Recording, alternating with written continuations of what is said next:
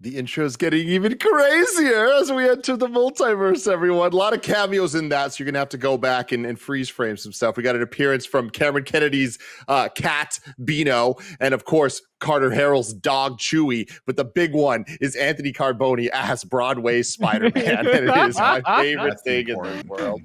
What's up, everyone? Good. Welcome back to Kind of Funny Spider-Man in Review Rewatch. We are rewatching all of the Spider-Man movies leading into Spider-Man No Way Home. A lot of people have been asking, are we gonna do Into the Spider-Verse? No, we're saving that rewatch for next year, leading into the Spider-Verse 2, and I'm very excited about that as well. But we have so much to talk about on this illustrious show. Of course, I am Tim Geddes. I'm joined by the producer/seducer, Nick Scarpino. Great evening to you, Tim. The new face of video games, Blessing Adeoye Jr. Very great evening to you, Tim. And the man that's rocking a beanie better than I've ever seen any human being in the world, Anthony Carboni. Tim, I've got bad news. I got into Oxford. No, don't leave me, Carboni. I'm so sorry. I'm sure we're going to get into all of that because, of course, this is Kind of Funny Spider-Man in Review. Kind of Funny's in Review is a show that we do twice a week here on youtube.com/kindoffunny or roosterteeth.com. If you want to get it as a podcast, just search your favorite podcast service for Kind of Funny in Review, and we'll be right there for you. The week after Thanksgiving, we will return starting with a new in review series, Matrix in Review. So that will be taking the earlier in the week slot, and then later in the week will be Spider-Man Homecoming. I'm very excited to get to that one. If you wanted to get the show ad-free, you got to go to patreon.com/kindoffunny, just like our Patreon producers Molecule and Pranksy have done. We appreciate you all so very, very much. Today, we're talking about The Amazing Spider-Man 2. With a runtime of 2 hours and 21 minutes, it was released on May 2nd, 2014. It's the first Spider-Man film to be filmed entirely in New York and the largest film production ever in New York City. It was directed by Mark Webb, and once again, same guy from Amazing Spider-Man 1. And the music was done by Hans Zimmer, but he was not alone. He was credited as the Magnificent Six, a reference to the Sinister Six that is also referenced to in this movie. And that Magnificent Six is composed of Hans Zimmer, a couple of his assistants, and Pharrell Williams and Junkie XL. Never fucking forgets. Yes, of course. Let's go. The movie had a budget of about $250 million and a box office of $709 million, making it the 9th highest grossing film of 2014, but the second lowest grossing Spider-Man film to date, only being higher than Into the Spider-Verse, which is a goddamn shame. But to be honest, all the numbers are pretty close to each other. They're all in the 700 to 800 range, with the exception of Far From Home that crossed that Billy mark. They all did fine. Everyone involved is fine. Don't worry. Yeah, exactly. Spider-Verse coming in at $375 million, which still pretty damn good for that type of movie. But anyway, here we are. I want to start with the one and only Nick Scarpino as the one person besides me that has previously reviewed this movie. What do you think about The Amazing Spider-Man 2?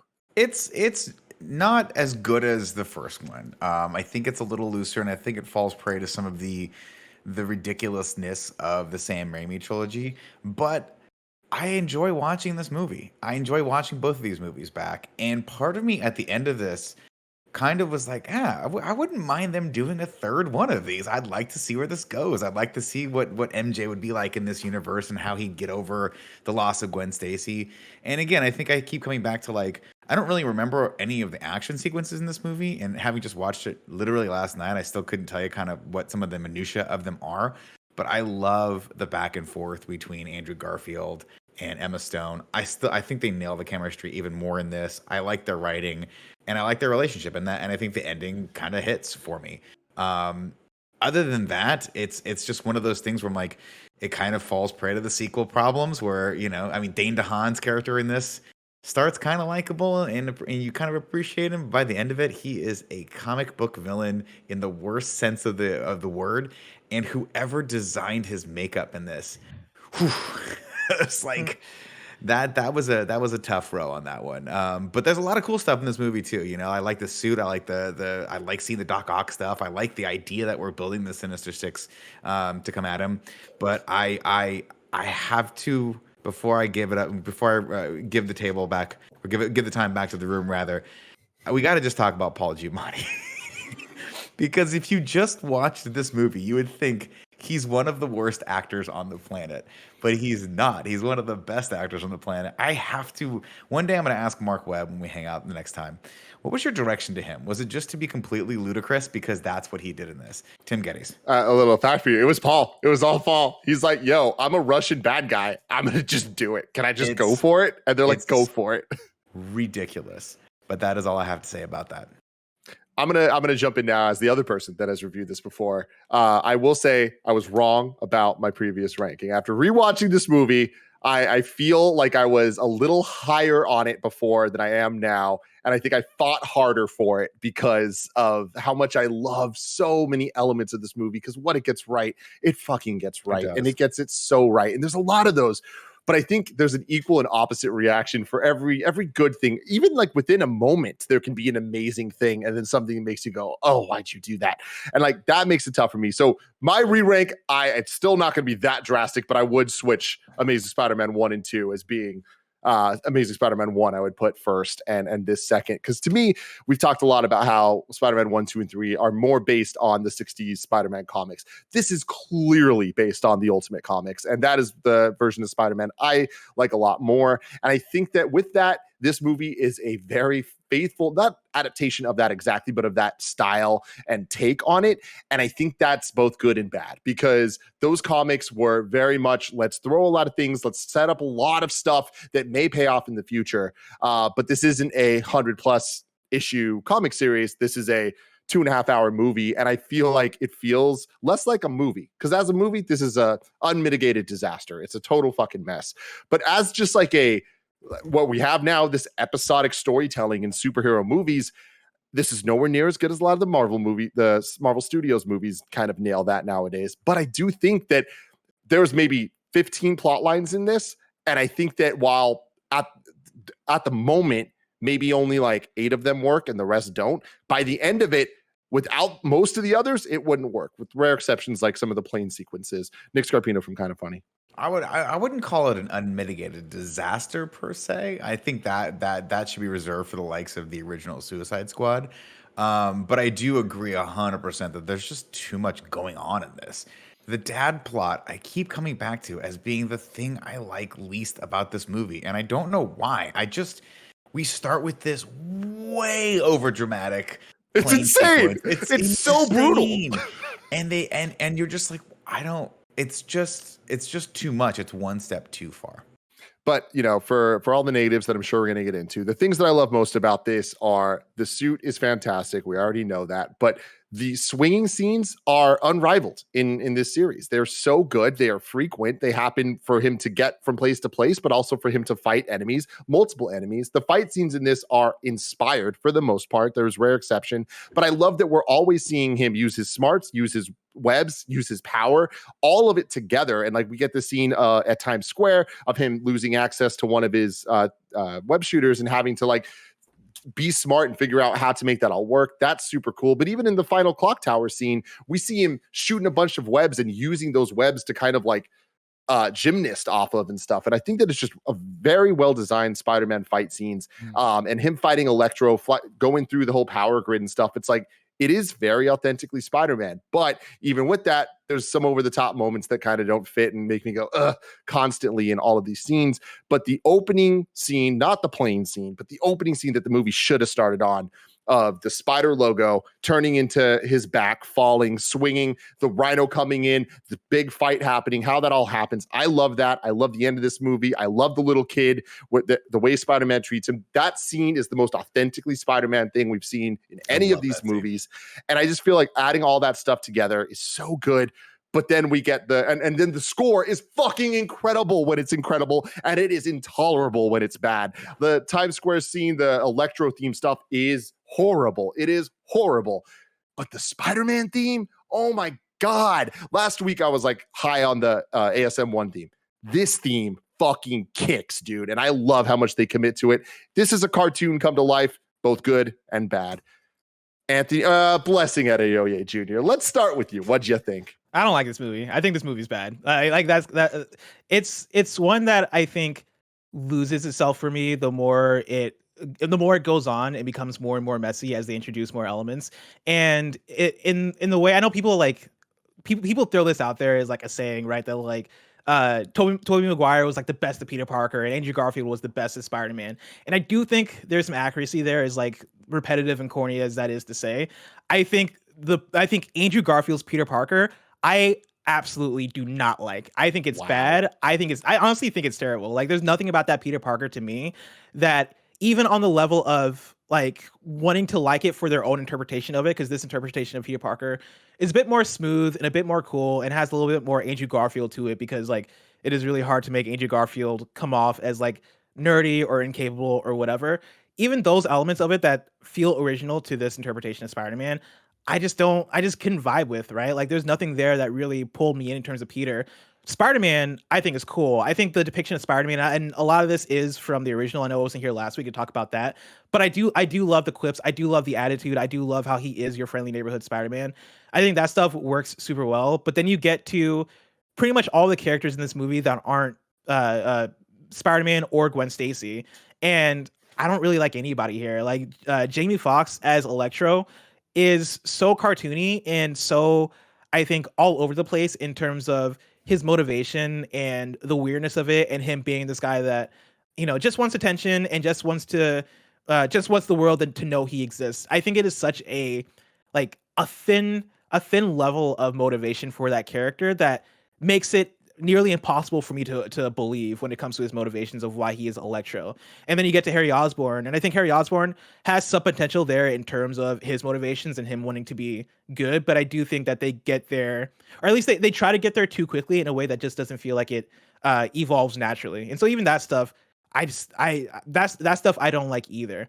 Yeah, like I think the biggest step back for me with this movie is that it feels like a movie that was written by a marketing committee as opposed to like having like screenwriters and people that actually have a vision for Spider-Man. This feels like a movie that exists because Sony wanted to get their marketing off, and they wanted to market like Sony Visual Dolby shit, or like they wanted to like get some Sony artists on the soundtrack, or they wanted to like, get that big New York budget going. Like it feels like a movie that is made purely out of marketing, and I think that comes through a lot in like even the action scenes where there's some inspired stuff there. Like you point out, like the web shooters breaking, and I think those ideas are there, but a lot of the action sequences remind me of even some of what we talk about with Transformers, where it is like, oh, there's just way too much going on screen and nothing has focus. In the action sequences in this movie, oftentimes I am like, all right, like I see the vision, I see how you get there, but the A to B to C don't line up in terms of the choreography and framing of what is happening in these action sequences for me to actually believe in a lot of the action. And for me, I feel like that is kind of the last straw of like the amount of things falling flat in this movie to make me go, well, yeah, there's not really anything for me here. I think the only thing for me here is watching Spider-Man be Spider-Man, and even that I think they only get right momentarily. Anthony Carboni. As you all know, this is the only Spider-Man movie that previous to this series I have only watched once. I saw it one time. I said, okay, I don't need that anymore. We're done. We're good. Gentlemen, this movie fucking slaps. Thank you. Gentlemen, Thank you, Carboni. this movie actually Jesus. fucking owns. I was not in a frame of mind. I was not in an emotional state to receive what Amazing Spider-Man 2 was giving me back in the day. And everything y'all have said is right. This movie is messy. This movie is messy with characters. This movie is messy with battles. There's some things in here that are cheesy as fuck. This movie fucking slaps. I don't think there's a single Spider-Man movie where the relationships between characters and the emotions between characters feel this strong. I think Mark Webb was a little out of his depth last time around. He was partnered with a different DP. He didn't know quite what he was doing on a movie that size. And I think on this one, he was feeling it. He had the confidence. He knew what he wanted to do. There's some Sony interference, as there always is.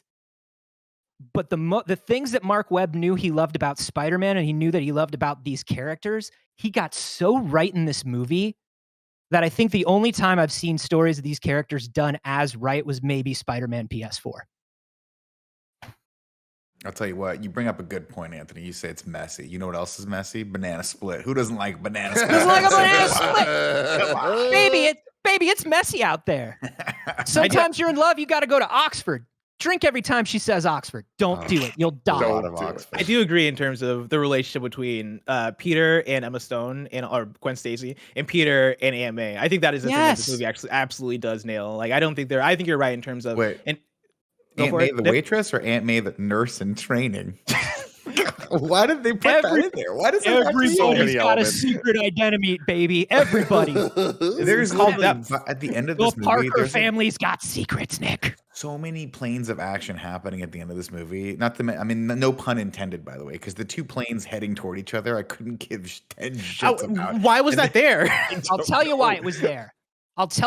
Because in the first one, when the lizard releases lizard gas on everybody, he does it once with one can, and that's it. And then all of a sudden, we're saving the city. And I remember watching last week's movie and being like, "Is the whole city in danger? Really? Like, what's going on? How's everybody doing?" I think they were just trying to show, like, hey, they were trying to up the stakes. Yeah, we really need to show you that New York is in trouble. There are people in trouble here. And Aunt May just going like, they just did Sally Fields so dirty on this one, where they're just like, Sally, can you just run around this and act like you're taking care of people? And then when the lights come back on, she goes, okay, everyone, the lights are back on. Let's get to it. I'm like, you're a nurse in training. You're not telling anyone what to do here. I get that you're inspirational, but like, I don't care about this. I care about the spider person swinging around fighting the electro person. That's what's cool about this movie. So, Bless. I want you to now unveil your ranking so far of the Spider-Man movies, of the original trilogy and the Mark Webb duology. And I'm ranking them in the same list, right? All in one list. Oh yeah, one list. Yeah. I'm gonna start at the top with my number one because I think that's gonna make this more interesting. At number one, I have Sam Raimi's Spider-Man 2. At number 2, I have Sam Raimi's Spider-Man 1. At number 3, I have The Amazing Spider-Man. Then at number 4, I have Sam Raimi's Spider-Man 3. And number 5, I have The Amazing Spider-Man 2. That's how much I don't like this movie. That's how much you do not like this movie. Wow. Anthony Carboni, please unveil to us your list of Spider-Men. I had a fucking crisis of faith last night with how much I liked Amazing Spider-Man 2. It shook me to my core. I'm so happy, you guys. It shook me this feels so validating to me. It shook me to my core. And granted, I'm still coming off the high of watching it for the first time and just loving the moments that I loved. But right now, and this could change, right now, my ranking is number 1, Spider-Man 2. Number 2, The Amazing Spider-Man 2. And I am so mad at myself that I cannot deny my heart. You're fired. Wow. I cannot deny my heart. Number 3 is Spider-Man. Number 4 is The Amazing Spider-Man. And number 5 is Spider-Man 3. God bless you, Carboni. Wow. That's the energy I love to see. I'm literally saying this. I'm shocked you guys are putting 2 above 1. Saying this, or I guess Tim, feel you flip it around, but like a traitor to myself. Like I just feel it feels weird. I'm getting comfortable with my identity. Please respect me during this fragile time. Okay, that's all I'm gonna say.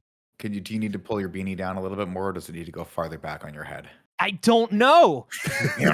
He's caught in between. The old me would have said maybe a little farther back, but now I like new things. I'm trying new stuff. I think this movie ranks higher on the list for me now because of this, just the sheer amount of beanie that's available in this. At one point, maybe like 5 or 6 scenes, Blessing, I was like, is that the Spider-Man like mask hanging out of his back? No, it's just whatever. It's a red beanie. He's just a red beanie with him for no reason all the time. I think there is a reason. I think it's because the line about doing the laundry and things turning red and blue or whatever, I think it was like to throw off so that it's not like, why wouldn't Aunt May know immediately he's Spider-Man? It's like, because this motherfucker has a lot of red and blue beanies and he's just putting them in the laundry.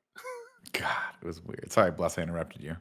I forgot. No, one of the things I do like about this movie is the end credits song. Like the soundtrack of this movie does slap, even though the usage of a lot of like pop music and a lot of like mainstream like hits in the soundtrack throw me off when the For You song when that comes Phillips. No, I had to look up who that was so I could be mad at them. When that came on, and when it was a montage of him, I forget what he was. It was him doing something non-consequential, him doing something fucking like boring as fuck. And this song comes on. I'm like, why? What is happening right now? That's when he's putting together all of the lines with all the characters. I was gonna say yeah. it's worse than that. It's worse than being ineffectual. This is his paranoid conspiracy board that he's putting together, and he's putting together his paranoid conspiracy board to this Philip Phillips song. Yeah.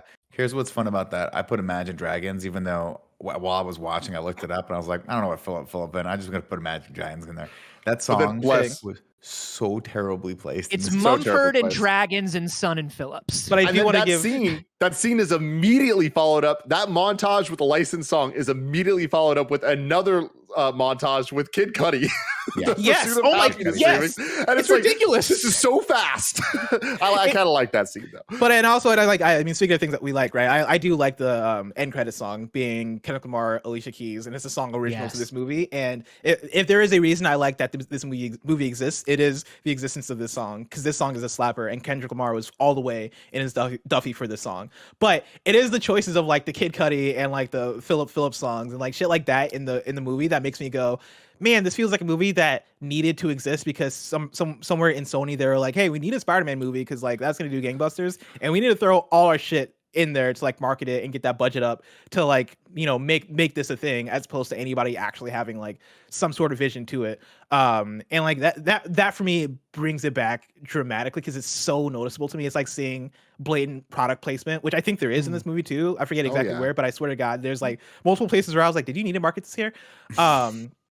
But a lot of that is, I think there is a saving grace of the moments where it is Aunt May talking to Peter Parker and being like, I raised you, like you're so fixated on your parents, but I'm the one that raised you. Like those moments, I totally get where you guys are coming from in terms of, you know, how well the movie touches that, and how well the movie, like, I think really nails how these characters interact with each other and what their relationships are, and how that elevates the whole thing.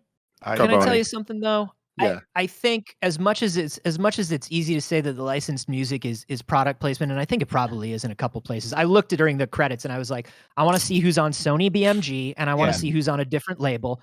There were a few songs that were on a different label, and I've got to say, the two that were on a different label, which means either Mark Webb or the music supervisor wanted those songs for those moments. Number one is Song for Zula, when Peter's walking across traffic to see Gwen, and I was like, that's a fucking moment. It's worked. a moment from a Mark Webb like romantic indie film, but it works for Peter and Gwen in this moment. And a story about that from the scene, from real life. So do I. I know what you're gonna say. I know what you're gonna say. A taxi like rolled over his ankle and like broke his foot. Yeah, he had a Dustin Hoffman "I'm walking here" moment.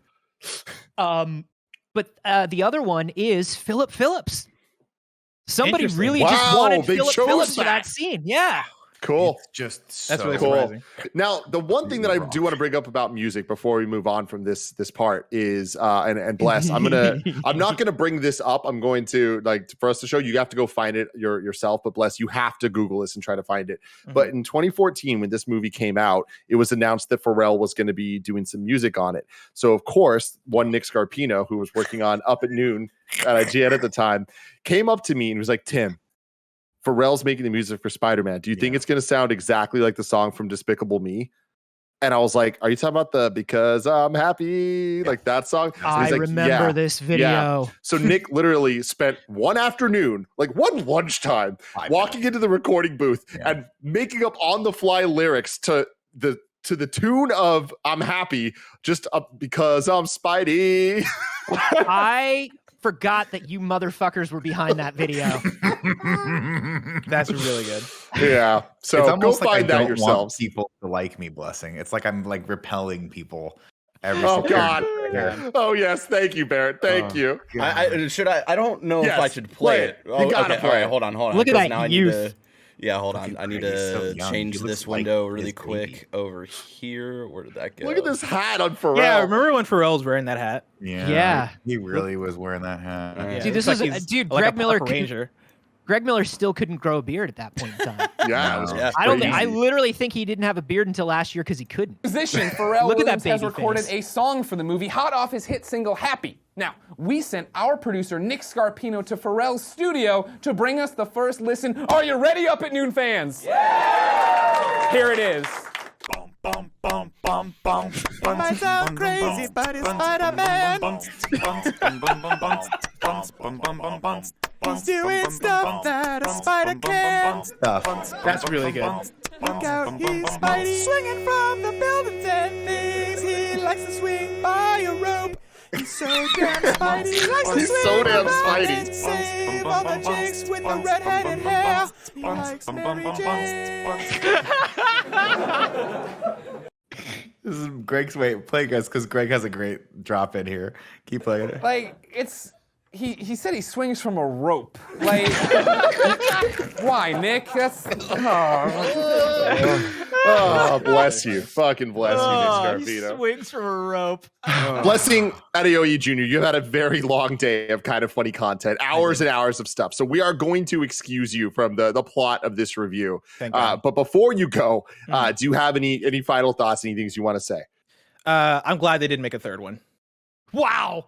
That's where I'm at. That's where I'm at with it. And while he says that, Bless, we'll talk to you later. And let See you guys. me give you a word from our sponsors. This episode is brought to you by Purple. There are tons of gimmicks that promise a great night's sleep right now, but it doesn't matter how heavy that weighted blanket is. If you're sleeping on a terrible mattress, your sleep will be terrible. That's why I recommend sleeping on a Purple mattress, because only Purple mattresses have the Gel Flex Grid. And if you haven't experienced this, oh boy, do you need to change your life. It's a super stretchy, ultra squishy material that adapts and flexes around pressure points, and it doesn't retain heat. And I can attest to that. I have the pillow as well, and I never even need to flip to the cold side because both sides are always the cold side, and it is fantastic. Getting a great night's sleep starts with having a great mattress. Get a Purple mattress. Go to purple.com/kindafunny10 and use code kindafunny10 for a limited time. You can get 10% off any order of $200 or more. That's purple.com/kindafunny10, code kindafunny10 for 10% off any order of $200 or more.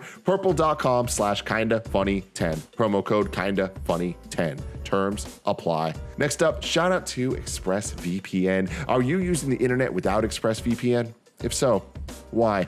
That's like checking your baggage at the airport without a lock. You think your stuff is private, but you never know who's going through your underwear, and that's nasty. When you go online without a VPN, your ISP can see all your internet activity, and they can legally sell it to people who use your data to target you. But ExpressVPN encrypts and anonymizes your data so your ISP can't see your activity. It's super easy to use. Literally, you just click one button. Plus, it works on all kinds of devices, your laptop, your phone, but also things like your router, and it can protect anyone on your network. I use ExpressVPN. I love ExpressVPN. I know that my internet is safe, and honestly, that makes me feel a lot better day to day. Secure your online activity by visiting expressvpn.com/kindafunny today. That's expressvpn.com/kindafunny, and you can get an extra 3 months free. expressvpn.com/kindafunny. And finally, shout out to Upstart. What would you do if you didn't have high interest loans or credit card debt? Upstart can help you get out from under your debt and start living your life again. Upstart is the fast and easy way to get a personal loan, all online. Upstart looks at more than just your credit score, at your current employment and credit history to find your smarter loan rates. You can even check your rate in just 5 minutes for loans between $1,000 and $50,000. One of my really good friends had debt in a whole bunch of different places and was able to use Upstart to consolidate in one place, just make it a lot simpler, and now he's debt free. Find out how Upstart can lower your monthly payments today when you go to upstart.com/kindafunny. That's upstart.com/kindafunny. Don't forget to use this link to let them know that we sent you. Loan amounts will be determined based on your credit, income, and other information provided in your loan application. Upstart.com/kindafunny. And now Barrett's gonna figure this out, and we're gonna get to the plot. You think Blessing would rather they make a third one of these or take away the third Spider-Man from the Raimi series? Which one do you think you'd rather? If you could wave a magic wand, probably take away the third one, right? Bless liked the third one. He really did. 4 years old. He ranked it 3? higher. He Yeah. ranked it higher than Amazing Spider-Man. Someone slack him. So. I know he's gone, but someone slack. I need an answer to this question. But that's more about. This is more about. Does he think adding a third to this one would make it better or worse? Exactly. Right. Yeah. And I think I personally, after watching last night, I think they should have given Mark Webb a third movie. Oh, I mean, think they should have, absolutely. too. There's so much potential, but like, yeah, this movie set a lot up for sure. Here's the thing. I don't think the third movie would have been any better than this movie. No, but I I would have don't. watched it. Yeah. And, I mean, and you know what, 20 years guys? later, we would have watched it again. Here's what I'm happy about. We're about to get the third movie, and it's going to be made by Marvel Studios, and it's just going to touch on a little thing here and a little thing there, but I'm totally fucking okay with that because we're about to get Andrew Garfield back, the best goddamn Spider-Man we've had so far in this rewatch. He's Very so excited. fucking good, man. He's so fucking good. And in this one, he's so fucking good. Nick, Everybody Yes. is so fucking good in this movie, except for Jamie Foxx, who's done dirty. except for the exceptions, Nick Scarpino, hit us with the plot. Okay, hold on. I'm going to put this up right here. Ladies and gentlemen. Wait, I didn't even know we were back. What's we're up? back. We're always back. I don't think we ever left. I love you so much. The Amazing Spider-Man 2. Tim, please tell me if you can't hear this, because I'm going to try to whisper yell this as loud as humanly possible. He lied to me. He shot at me. He hates me. What the fuck were they thinking So with that? here's the thing. Junkie Yo, XL, baby. and Hans Zimmer, dude, fucking going hard. Yo, he's so proud of this song. Hans Zimmer performs this at every live show he does. Like, Really? this is part of his like suite. This is the thing that he's It's all this. about. Because That's this so German. So bad. it was one of the first times that they like pushed the technology forward of surround music recording. So it is like when God, I am so happy you guys didn't need to experience this the way I did, because this is one of the rare times I'm like, yo, surround sound, not how you want to listen to this. It is terrifying, and you just hear it from all fucking angles surrounding you. And I'm like, I don't like this. Stop this. It sounds horrible. I don't have Getty's level sound, but I've got surround in my place. And like, yeah, I was. Man, it's weird to see them like be like, you know, the thing that everybody loves about these movies is the Jekyll and Hyde whispers that we Mhm. do. Everybody loves them. Is there a Love way to make them Musical. more Oh, forced? this movie had a musical element. It is just like Spider-Man 3. You gotta love But it. not as many musical numbers as Not as Spider-Man many. 3. Not as many.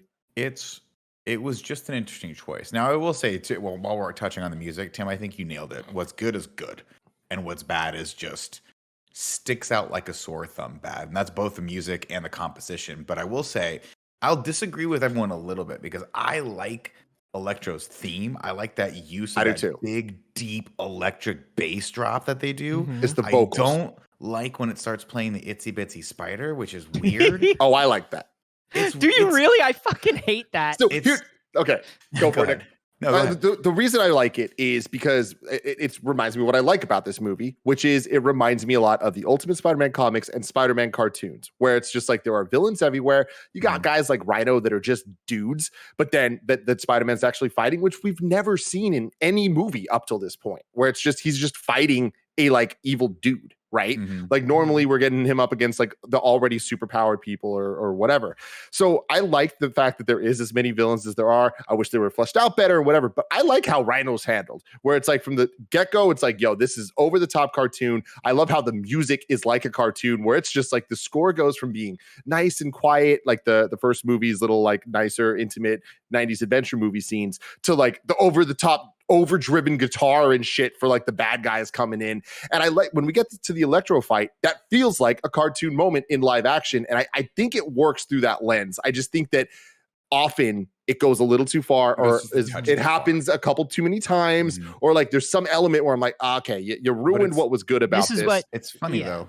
this is what Nick meant, I think, earlier when he said it gets a little ramey at points. Like it gets a Yeah, little that's too the ramey stylized for the rules of the world that it's set up already. But it's Yes. funny because Mark Webb, and I forget the name of the cinematographer for this. I think they did a really, really good job for the most part. There's two shots that really stick out in my brain on this one. One is one that I'm like, I don't remember it the first time I watched it, but this one I was like, well, that is so cool. It's when Spider-Man's sitting on the side of a building and Electro's like talking to him through a building. And it's Mhm. just his face, and it's just the shot of this dolly in on Spider-Man as he's seeing this magnificent thing in front of him that's also terrifying. That's cool. And then of course we have the 500 Days of Summer like indie shot at the cemetery where it's like, well, let's go through all the seasons right now. But it's like beautiful. It's well shot. Yeah. You know, Dude, the So there's a lot Chinatown going on shot, there. the Chinatown scene where Mhm. they're talking, I was just like, oh, just regular scenes in a Spider-Man movie can look good now. Yeah. We're not just saving it all for the web swinging. This is an emotional moment, so it gets to look fake, good. like it's on a backlot somewhere. Yeah, exactly. The cinematographer for this one, Nick, was Dan Mindell, who Dan Mindell. Okay, he did all of J.J. Abrams stuff. Yeah, he does a lot of J.J. Abrams, starting with like Mission Star Impossible Trek. 3. He did Star Trek, but he also did like John Carter. He did Pacific Rim Uprising. He did Rise of Skywalker. He's a really good DP. He's really good. And when you look at him compared to the DP from the first one, who also has a lot of great stuff, it's John Schwartzman.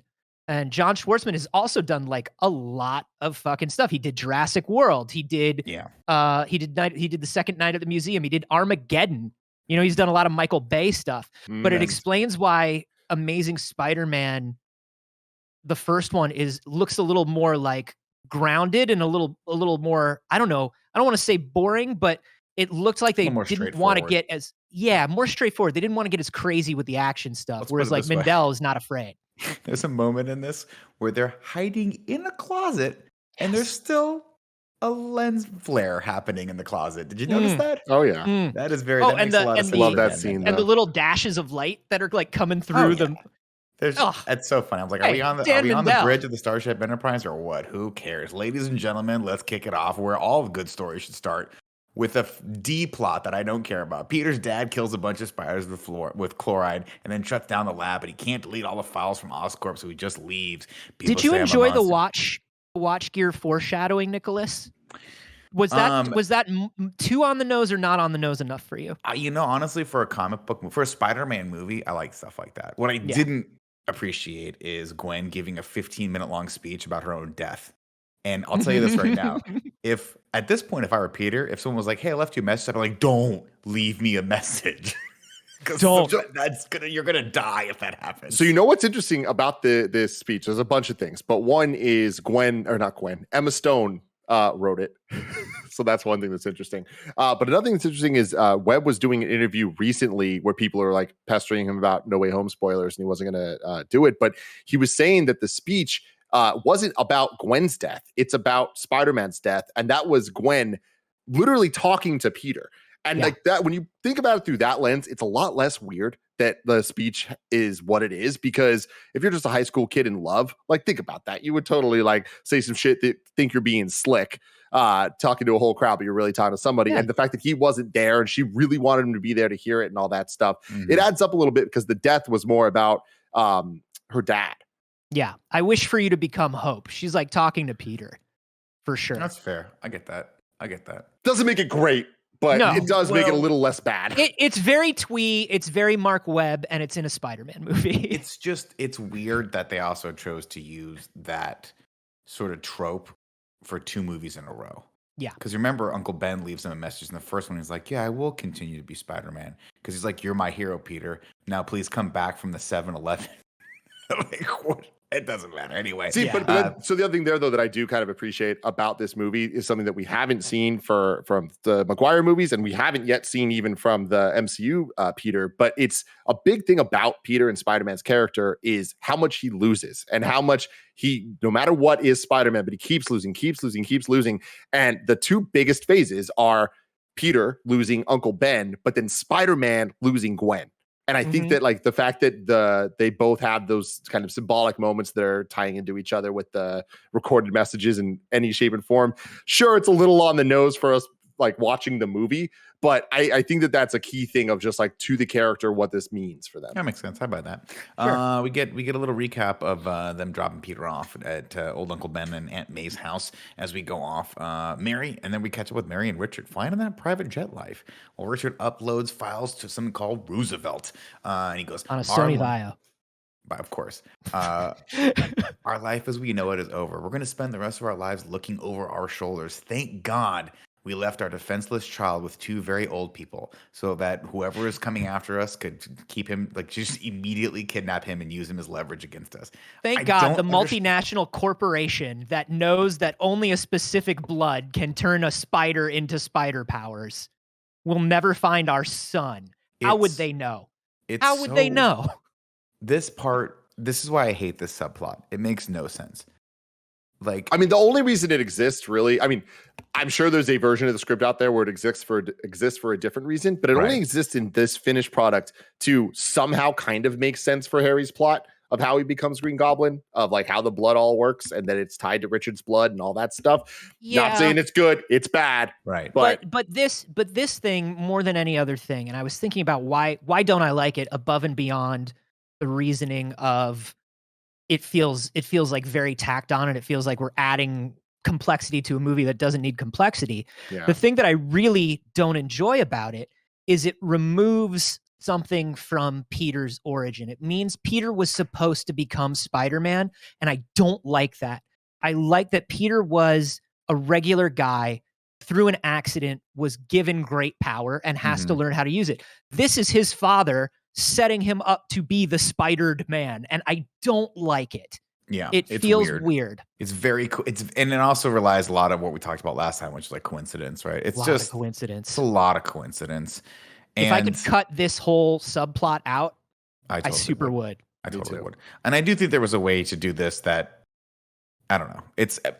I think they're solving one problem, they're creating another problem. I think to Tim's earlier point, right? Which is like, it explains why not everyone can be Spider-Man, but at the same time, it just feels very bloated and unnecessary. And the last quick thing I want to say is like, this is based on comic storylines. And it's like I think that this is something that I keep saying about these movies. And I'm even worried about MCU Spidey with this, is that because we've had these movies in such close succession, they're scared to redo the things because the audience is going to be like, we just saw this or whatever. So they feel the need to dig into the deeper things that people didn't necessarily love. Yeah. I give him credit for it. I just think it's a swing and a miss, unfortunately. But what's not a miss is how epic this scene is. Holy crap! This is like did Mark Webb shoot this, or was this a Christopher Nolan Inception scene? Because they're ping ponging around this thing. People are getting shot. Mary takes one in the gut. And she's like, "Live for me, Richard. Upload the file, Richard." He uploads it once, stops. The guy ping pongs. The assassin, like when the plane goes down, like immediately reshifting his gravity to like launch off of. Yeah. And damn, Richard Parker can throw hands. Oh, he throws hands. He's coming in like Thai boxer style. Campbell Scott, baby. I do love, I like the scene where the guy comes out of the cockpit and he starts washing his hands, and there's just that subtle look where he looks down and he's got blood on him. You're like, oh, that's pretty cool. And then, of course, the plane, right as he's able to finish the upload, the plane falls into the camera. Wi-Fi on that plane. That's great Wi-Fi. Well, Sony Vaio, they came with built-in. It's a Sony Vaio. Come on, bro. That's why they're the industry leader in laptops to this day. I can't send a fucking email on a plane with Wi-Fi. I paid $20. I can't even figure out how to buy the Wi-Fi on a plane. That's how stupid I am. Come on, man. Tim's like, you don't need it. I'm like, I think I do need it. He's like, just play with your ball. And he gives me a ball and I fluff it out. I love, as epic and as stupidly ridiculous as this scene is, I got to tell you, to Tim's earlier point, there's some shit in here that just gets you unnecessarily hyped. There's this neck shot, and then there's everything that happens with Jorge. But we'll just stop. I talk about this neck shot real quick. Plane goes right into the camera, cuts to black. What do we see next? Wait. Before that, though, I'd like to just add to the brutality. Richard Parker dies with the thing around his neck choking him out. It is he looks unbelievably violent. He looks over at Mary Parker like, maybe I should try to die in her arms. And then he does, like, Campbell Scott does this thing where he kind of looks at the thing that's got him tied up and he's like, fuck it, I die here. Yeah. Insane. Insane. I've lived a life. But Nick, please hit me with this. The camera goes to black. And what do we see next, ladies and gentlemen? The Spider-Man logo. And you're thinking, oh, maybe we're back in that alleyway where someone decided to paint a 15-story spider logo on a brick wall. No, it's on the back of Peter's Spider-Man costume as he's falling through the sky. So cool. So cool. We fade back into the logo. And he's swinging, man. Swinging, man. The quips. I love the swing in this building. They figured it out. So the camera usage, right? In Amazing Spider-Man 1, we got the kind of first person. In this, we get that dope kind of helmet cam thing, and we see his like suit rippling and stuff as he's flying through. God, I fucking love it. A fun fact about this clip, or about this intro, IGN has an uploaded version of The Amazing Spider-Man 2, the first 10 minutes, and it is the most viewed video by far on their YouTube channel. 204 million views uploaded 7 years ago. The second one has 80 million views. And I want to say I'm at least 1 million of those views. I fucking love this scene. It's an insanely strong opening. And, I think Mark Webb, we talked about last time, figured out that he wanted Peter to use his stickiness and the environment more, right? And do more spider stuff. And so we saw that we're like, I've got a foot that's getting stuck on a pipe, but I'm going to use it to like wrench the pipe off. But the camera work didn't match. And when you add Dan Mindell to this, like this whole opening is like, oh, say what you want about Paul Giamatti, say what you want about the Rhino. Oh shit, man. This stuff with Peter and the plutonium and like the one that gets away and he sticks it to his foot. I'm like, this is Spider-Man. Like Spider-Man. That part is great, but when you say what you want about Paul Giamatti, and I will here, Anthony, because he's just terrible in this movie. Terrible across the board. And he does the one thing that I can't stand, where they just have him just saying random words at parts. And I'm like, this is so, he needed to be reined in so badly here because he comes off as like less than one-dimensional. Yeah. Who had in their head, somebody in their head has to have the idea for what the Rhino is. Yeah. And it's supposed to be Mark Webb. And clearly Mark Webb was just like, do what you feel, man. Yeah. You're Paul Giamatti. Dude, you won an Oscar for frickin' Sideways. Let's go. If all three villains were dialed back like 20%, and if that 20% was replaced with like just slightly better writing, I think it would have been so good. Yeah. But well, unfortunately, we get this Rhino. I will say that out of all the things that like I wish we could have seen of like what the future of Spider-Man 4 could be, whatever, we were robbed of the Spider-Man Rhino fight, and I hope that one day we get to see it. Oh, we got enough of it at the end of this one. I'll tell you that right now. We're gonna get to it. I heard No Way Home is 25 minutes of Paul Giamatti Rhino. Please. Oh, I hope, and you know what I hope? I hope the barbed wire tattoo on his forehead is just a little bit bigger too. And his Rhino boxers. Oh God. This scene for how terrible Paul Giamatti is. And by the way, again, I love Paul Giamatti. I love Billions. If you haven't watched Billions, please watch Billions. He's great in everything he does. He's just terrible in this movie, and I think he doesn't care. Great line here. I only know him from the Jungle Cruise. Has he been in other stuff? One or two other things that I've seen him in. I love this part where he's Spider-Man swinging, by the way, and someone says, Spider-Man, he goes, hello, pedestrians. And then we get a Max Dillon line. On the bus. It's great. There's moments in this movie that are just so fun. And I'll say it, like they have not been able to recreate, even in the Tom Holland Spider-Man. There's one part where he jumps up at the very, very end on, first off, two parts that stick out. One, when he splashes Electro and it cuts over to him and he's wearing the fireman's helmet. And then he goes, Bob, Big John, and they high five. So fun. Like the guys know him. Like they're like, what's that, Spike? Yeah. Like he's homies with the firefighters in New York. That is great. And I'll then take there's it the back. moment. This is number one for me. I'll take it back. Then there's the moment at the end where Rhino's sitting there and he goes, Jorge, like he's like, thanks for holding it down for me. I'll get that line. Yeah. I wrote it down. And the fist pound. Fist pound. He goes, why don't you go? I'll take care of this guy. Why don't you go take care of your mom? And then he jumps up on the cop car and someone just straight up tosses him the mic and he grabs it and he's like, all right. He swings it around, dude. Yeah. It's so fun. You want me to come over there and fight you? Like, so good. We're not there yet. I will say two things that are very strange to me in this entire scene.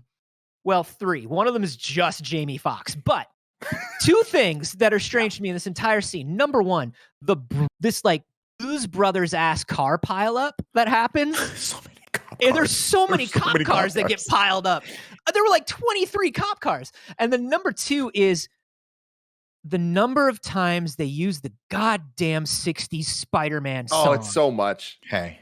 In so many different ways. Listen. It doesn't exist in this world. Stop pulling me out of this world. Hey, Anthony. Stone and Tobey Maguire's though. Let's be fair. Listen, as you guys know, one of my biggest pet peeves is introducing an element into a James Bond movie that doesn't exist in that world and then having me rail on it for 10 years straight. The car didn't exist. The car was a different car. The gadgets weren't in there. It's not the same car. But on this one, I give it a pass. I love that theme so much. I don't give a shit. Use it wherever you want. And of course, especially here when he's on the front of the car and he gets the call and she's in Gwen's in graduation. She's like, "Where are you?" You hear her go, "Where are you?" first. You go, "Oh, he's in trouble. He's late for a date." And then it cuts over to her and she's at the high school graduation. Yeah. Come on, it's so fun. And then Staley is like, yeah. We'll skip ahead a little bit here and there. Of course, he beats. Here's the thing: every cheesy part that somebody hates in this film, I would like us to keep track of. If one of us hates it, see who else loves it. Because I think the thing about this movie is it's a hodgepodge, but there's so much in there for like everyone to love, no matter what they love about Spider-Man. And I think that's sort of the interesting thing about this. That's why I say every time I get these are on or I watch them back, I'm always surprised. I'm like, they're entertaining. They're not. They don't make me want to never watch them again, and they do make me think like I would watch a third movie if they made a third movie in this trilogy like a year from now, provided they were still making the Tom Holland movies. I would absolutely watch and support this movie. Did Tim freeze or okay? He's moving. Nope. Okay, cool. Let's see. He ends up beating Rhino and pulls his pants down and then leaves. As he comes in, we see a great cameo from Stan Lee. He watches him swing and he's like, "I think I know that guy." And just in time to accept his diploma and make out with Gwen. Great scene, dude. The kiss and high five as he walks across and grabs his diploma. People will argue that is not Peter Parker, and what I will argue is you get to a point after high school Peter Parker, where Peter is actually a very cool guy. He's just cool guy. Broke. But totally, he loves himself when he becomes Spider-Man and he finds he figures out who he is. And I don't mind that happens at graduation instead of a semester later. Yeah, that's fair. There is that era where he does sometimes become friends with Flash and stuff like that. So who the fuck said that? Barry Courtney. The ghost of Barry Courtney. Another fun thing I love, and they reference it later, but I love that in the scene it has it with Gwen being the valedictorian. It's like, yo, she's number one, Peter's number two. Could he have been number one if he wasn't Spider-Man? I just love that shit. Who knows? Who could say? Great scene with Peter and Aunt May where they remember Uncle Ben a little bit and Peter's parents. And then Gwen gives him shit about the hijacked truck and then invites him to dim sum with a promise to do her speech for him all night long. I love everything about them. Somebody was like in the comments of the last one was like, everything you describe about the scenes between these characters sounds like you're describing softcore porn. And I'm like, it is. It is. Watch it again. They are so into each other. I also want to say that as much as Sally Field is given go run around and play a nurse. Are you an assistant? Are you the head nurse? Who cares at this point? Everything between her and Peter in this movie and the way they are dealing with grief is so good. This whole I wish Ben could have been there and my parents too. And the way they're just about to fucking break down. And also the way Peter is just woof. They're like, come take a picture with the family. And he's just like, I am not taking a picture with this family. Well, no, you know why? Because he looks over and who's standing behind the family? Dennis Leary. And he remembers his last words. Barrett, what were the last words? That's right. Rescue me. Just kidding, Barrett. He says, that's a good one. He said, leave Gwen out of this. And Dennis Leary just giving that stone cold death stare, ominous. Something happened. Now, number one, I love that Dennis Leary got the bag for this. I love that Dennis Leary got the bag for this movie because, listen, get the bag, Dennis Leary. I want everybody to get paid all the time. Yep. He didn't have to do shit. No. Here's the thing, though. Did I need a literal image of Captain Stacy all the time to remind me about the emotional conflict here? I don't think I did. I kind of like it, though. I'll be honest with you. There's that moment where he looks over.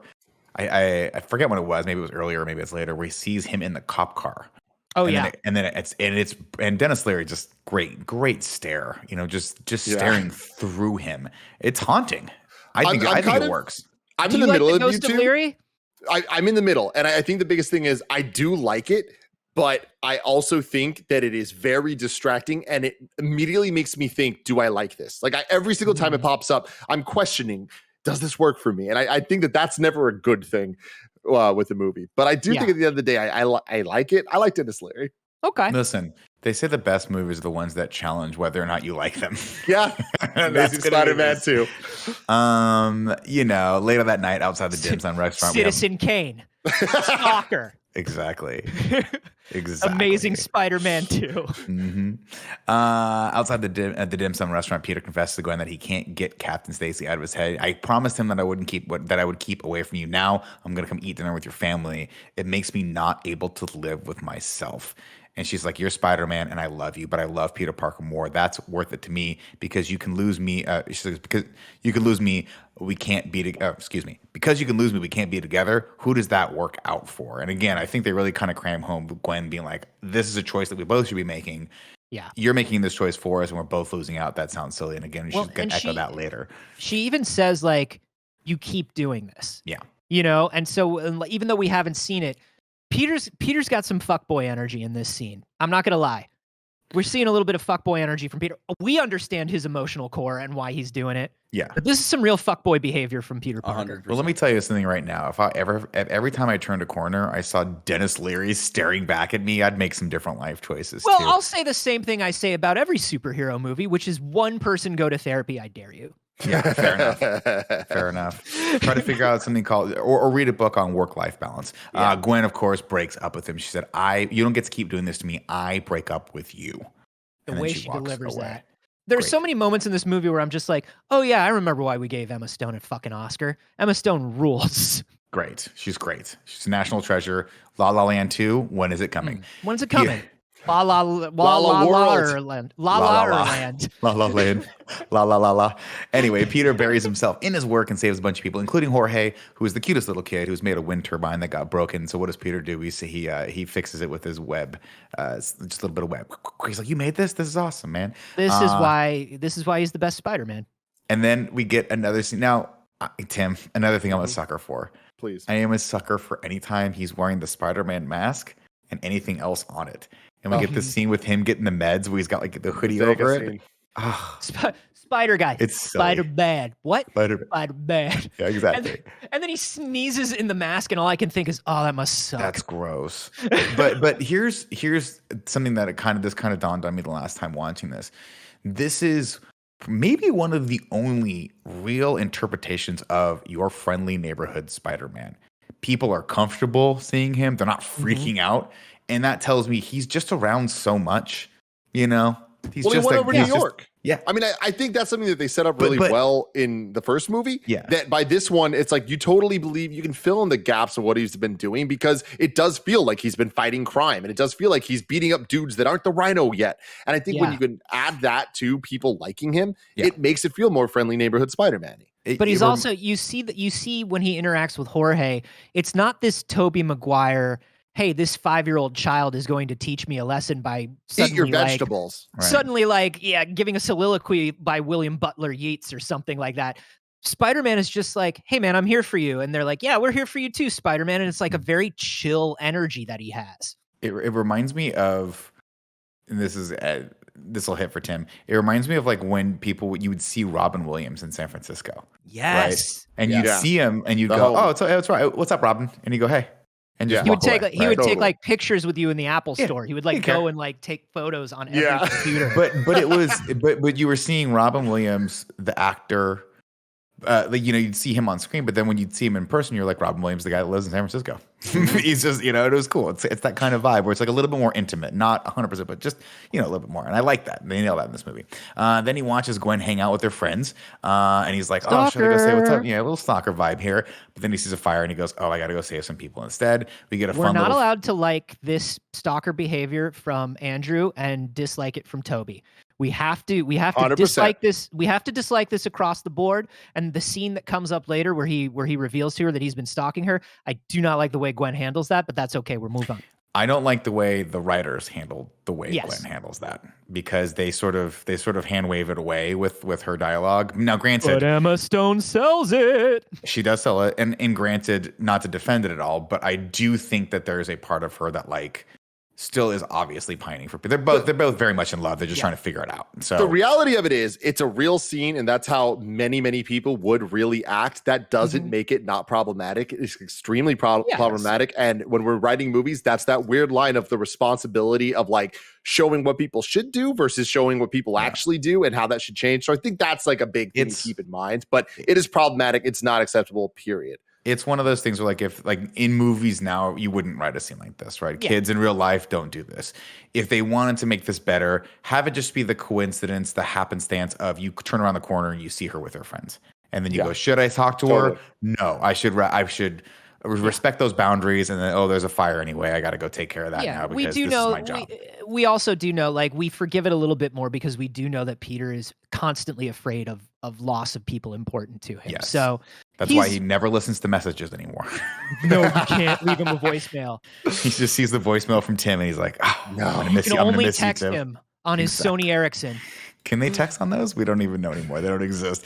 Then we get more of that briefcase from that Peter remembers his parents. You're like, this thing. Then over at Max Dillon, super fan, who got himself his own birthday cake, which is sad, but he got it on behalf of Spider-Man. Do you guys think we see the briefcase in No Way Home? Yeah, we have to. We better not. We better not. He put it in the box at the end. It's over. Oh, he did put it in the box. You're right. I think in order to make up for how many times we see it in this, maybe they'll go back and re-edit a couple out of this film instead of putting some in No Way Home. Maybe that'd be nice. Kind of like what we're doing with KFAF, right? Every time you guys subscribe to twitch.tv/kindoffunnygames, we delete one episode of KFAF from the That's a archives of the promise. internet. That is a stone cold promise. Max Dillon as this Edward Nygma first act of Batman Returns Catwoman. That's perfect. That is a perfect way. He's putting very it. much the Riddler from Batman Forever, and I don't think you needed to do Max Dillon this way. There's a lot of they clearly didn't know what a modern take on Electro would be. Whereas at this point in the comics, they had already redone Electro to be, he was the Electro where Magneto was like, "Hey, do you want to join the Brotherhood? We know you're not technically a mutant, but you're just as powerful as I am." Mm-hmm.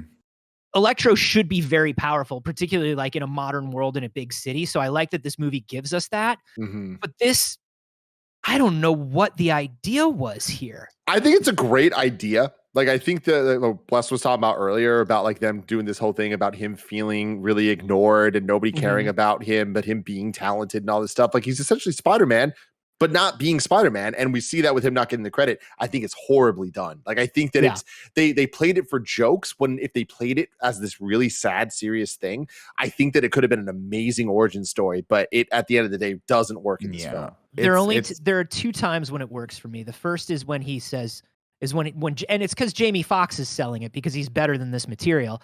Jamie Foxx, it's when he's spinning around. It's when he's spinning around and he's going, "You see me. They see me," and he's like, he's really selling that moment. Yeah. But him singing happy birthday tough. to himself, it should be sad, but I feel like they kind of play it where it's like supposed to kind of make us laugh at him. And like, that's the problem. It really should make us like hurt for him. It's Catwoman. It's Catwoman hearing the messages from her mom. And Selena, when are you going to date somebody? Yes. Although I would argue that the Selena Kyle character is deeper than this character by far for a lot of different reasons. Way better. Even though her origin story, she got licked by a bunch of cats when she was dead. Listen, it's the best Batman movie. I did not watch your rankings. I never will. I'm with you. Well, besides the Nolan trilogy, but yes, of the old ones, yes. Fair enough. Again, we didn't have. I'm sorry, this is going to be confusing. We didn't have Michael Keaton as Vulture yet, right? We hadn't seen, let's make this person a real character. Let's actually let's make the audience like this character first and kind of empathize with this character before we get into that. And so I think now it's inexcusable if you have a character that doesn't at least hit what Michael Keaton was able to, do in Homecoming, right? But this is kind of villains 1.0 to Anthony's point. Anyway, it's really sad, but he says Spider-Man is amazing. He does amazing things. You're like, oh, that's why they called it The Amazing Spider-Man.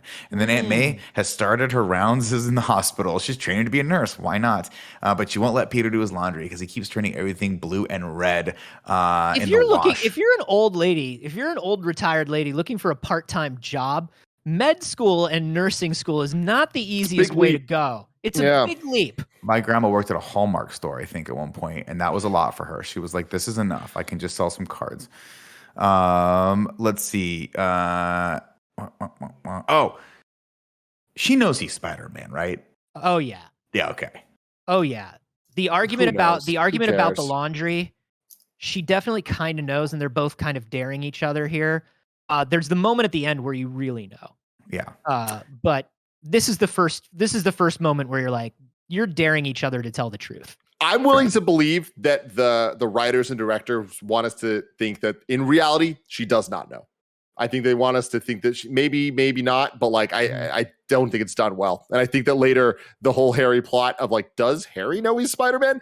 There's like a good 15 minutes where I wasn't sure. I'm like, is he going after him because of this, or is he going after him to? I'm pretty to sure Peter? Harry is the dumbest super genius I've ever seen in my So life. true. Max heads to work, and we get some exposition from that guy that Andy likes from that one show about Oscorp's new fancy electromagnet power grid. BJ Novak as Alistair Smythe, baby. The Never heard Spider of him. Slayer, baby. Dude, Never heard Spider of him. Slayer. There's Can so you many imagine? characters in this movie that are hinted at future things. Like the dude that gets like fried later is Chameleon. Yeah, can you Dr. fucking Kafka. imagine BJ Novak with those weird Spider Slayer arms coming out of his back? Ugh. So good. Well, I'll just have to keep imagining it because we're never going to get it, ladies and gentlemen. Max, of course, designed the new power grid, but didn't get any credit for it, and everyone bullies him a little bit, except for Gwen, who introduced herself, and she remembers his name. Harry comes home from My note boarding about school. that is, boy, this elevator scene happens, huh? Oh, it sure does. Yeah, it It does. sure does. I hate how it looks too. It's so just the green screen digital. elevator. Yeah. Again, if Jamie, or at least the writing, had allowed Jamie Foxx to play this character a little bit more real, this could have been a scene that was poignant. Yeah. Because, Gwen is a person who, in this series at least, I would argue, is well written enough to understand what's happening emotionally with other people in the world. And I think she's probably the only person that does that. We saw it with Flash. We saw it with Andrew Garfield's character. And we see it a little bit in this scene. It's just she's acting opposite a styrofoam cutout of a villain that you would see in a movie theater, not three-dimensionally. We cut over to Harry, and age-old story, Tim. One of these days, you're going to send me to boarding school. And I'm going to come back, and I'm going to be like, you can't throw me away, Tim. I know how Reddit works now. Tim Geddes from Kind of Funny. Nick, how did Peter learn that Harry is back in town? His friend Harry is back in town. Well, we hear that Harry is famous enough to where he's in tabloids and stuff. Obviously, Norman Osborn is super wealthy and is like a big head of industry. I would imagine that Peter would hear through the grapevine. As Oh, part no, of we these saw stories. it. I was being We see a news facetious about report. this. We This see is a a news fucking report, news yeah. report. Yeah, And Tim hates the news Carboni, it is reports. my least favorite movie trope when characters learn the information of the plot because they're watching the news. And in this No. movie, it happens 4 times. It's Yeah. fucking Okay. insane. You're right. There are a lot of news. There are a lot of news reports in this movie, but I would argue that if your world famous friend was back home and his dad died and you hadn't been in touch for a while, you probably would have heard on the news. I'll give Well, it this one. Yeah. Also, I mean, listen, if you would have heard that the dad would die in the news, you assume the kid's going to come home to at least figure out how much money he gets in the will. The dad, of course. I just think it's wild that they let Peter in at all. Well, I think he just walked in. There was like no one there. Bernard No, there was was somebody like, who was "Oh, like, no." hey, I wish we got an amazing Spider-Man variant of Bernard. Bernard. No, somebody goes into the meeting is like, there's a Peter Parker here to see you, and like, Oh, that's right. he just walked right in. I don't know. I love, by the way, that they got Chris Cooper for this one scene. I know that they were going to bring him back, but I think it's so wild. I didn't know until I rewatched it this time that there was the cut deleted scene where like his head or some shit they, like that. yeah, they flipped it. It was, but you always think like, oh, it's Norman first and then Harry, but they flipped it on you. Yeah. They flipped it. Norman did. was going to be the second Goblin. That would have been cool. Of course, Harry, these two don't like each other, but Norman's like, I make no apologies because I had to sacrifice your childhood for the greater good. We both have retroviral hyperplasmia. It's genetic and it's the Osborn curse, and I've been trying It's to Troll solve it 2 forever. disease. Man, You look and it just like makes- the bad guy from Troll 2. Jesus. And it makes it so that no nail clipper could possibly contend with your nails. That's gross. Norman, of course, dies, but before he does that, he gives Harry a cool thumb drive. And in return, Harry gives Norman just a big old fucking set of finger clippers. Like, bro, you got to take care of that. Take care of one of them before you die, please. Peter sends I like this scene. Emails J. Jonah Jameson some pictures and asks him to consider that maybe Spider-Man is helping people. And he immediately gets a reply from J. Jonah Jameson saying wrong in all caps, which is great. I love that they didn't dare, out of everyone, show they him. didn't dare to recast J. Jonah So Jameson.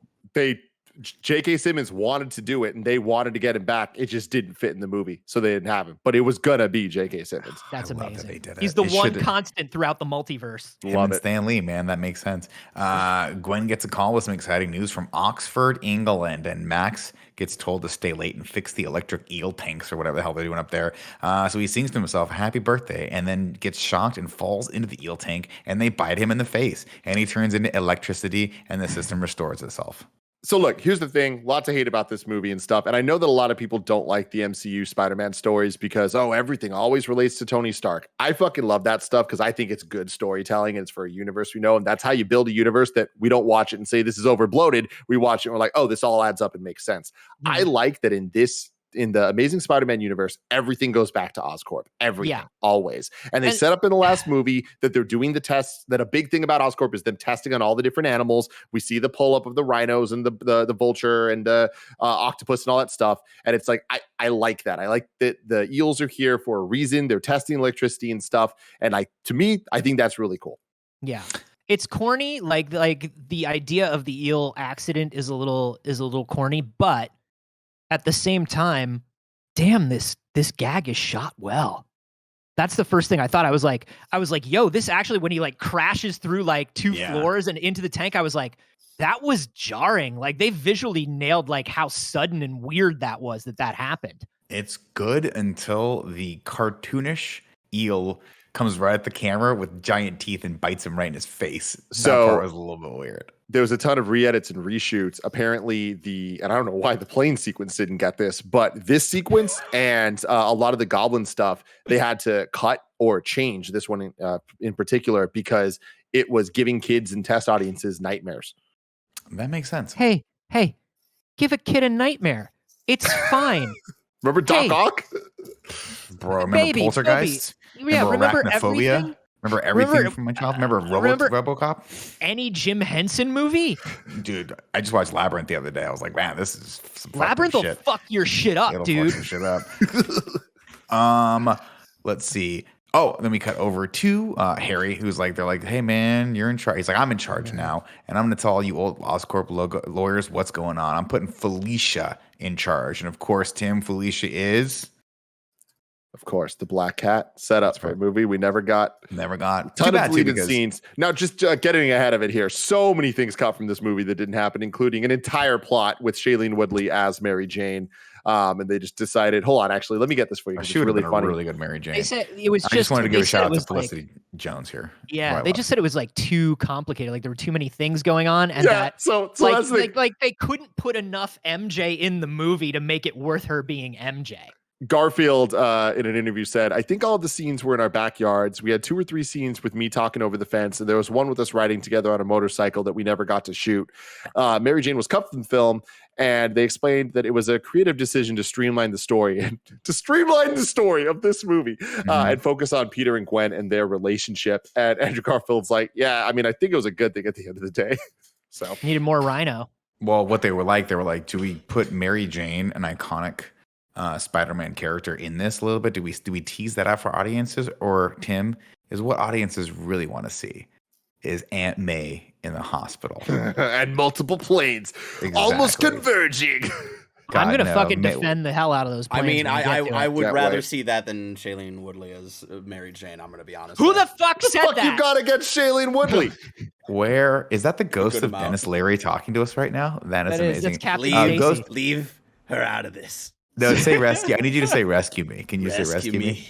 Perfect. Thank you. Oh. Let's see. Peter comes to check on Harry because Harry was there for him when his parents died, and Harry is reluctant at first, but makes fun of Peter's unibrow, and it's just like old times. Hey, these two guys are friends. James Franco and Tobey Maguire. Sometimes I believe they were friends. James Franco No, not wouldn't. for a second did I James believe they were Franco friends. wouldn't pee on Tobey Maguire if he was on fire. Some That's how moments- that relationship went. Some moments I'm like, oh yeah, they're kind of friends. But in this weird, like sycophantic, neither one of them is emotionally like evolved enough to have a real friendship sort of way. These two dudes were super tight when they were kids. And the kid had to move away. You know that kid that you knew that you hung out with Mhm. every day that had to move Mhm. away, and then you find him on like Facebook or whatever, or like years later, and you go out to a bar and you're like, dude, this is still cool. Like, Oh, yeah. where have you been? This is still, they nail that fucking energy. And the introduction of Harry is one of the things that people say is like, this all happens way too fast. It doesn't make a lot of sense. And that's true to an extent, but it's another thing. It's the hallmark of these two films that the actors sell it so well that I don't think about that. These two guys are friends. To me, this scene is a perfect example of the highs and lows can even be in one scene, because I love them kind of getting back together and being friends, and I totally believe they had a history. But the way Harry treats Peter in the very beginning, I think is very awkward and weird and makes it hard to believe that the things they say at the end of the conversation are the same people talking as in the beginning. Like, Harry's just so reluctant to even talk to Peter. Like, I have a meeting. I'm busy. I'm not going to talk to you. Why? Why not just be like, my boy? Like, I Well, don't because get it. I think they haven't seen each other in a long time. But, And like, I think that he's probably just used to people using him and or like casting him aside. And so Yeah. that the Peter, I think he doesn't really break until he's like, he tells him why he's there. He's like, hey, you were there for me when my parents disappeared and like when my uncle died. And like, I just wanted to be here for you. And it reminds him of like, to me, I think Dane DeHaan actually does a pretty serviceable job of being like, oh, right, this is a friend. This is someone I can trust and hang out with. It's the thing of like, and warm to. When Peter is walking away, he goes, it's good to see you, man. Like, it's really good to see you. And then like he's walking, that's when you see Dane DeHaan like come out of this meeting where the subtext of the meeting is, we're getting rid of you or you're getting rid of us, and let's see how this plays out, and you can tell that's Harry's life. And so when Pete's just like, hey man, it was just really good to see you. I'm sorry about your dad. Dane, like, you see Harry just go, okay, yes, right, friend, yes. It's Tim. It's kind of like, I don't want to see anyone, and then you pull up a venti iced coffee, and I'm like, Tim, where have you been? Where have you been? I need it.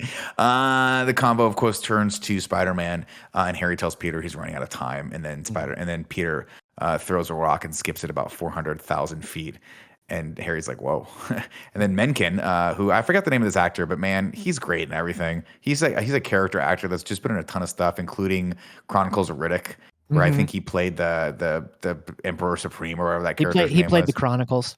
Yeah, he played the Chronicles. Vin Diesel played Riddick. Barrett, can you bring up while we're talking about this, just as an image, can we bring up Vin Diesel's latest post on Instagram where it's just him and he's shirtless and it looks like he's kind of, I don't know what he's doing below the belt, but it cuts off right at the perfect spot.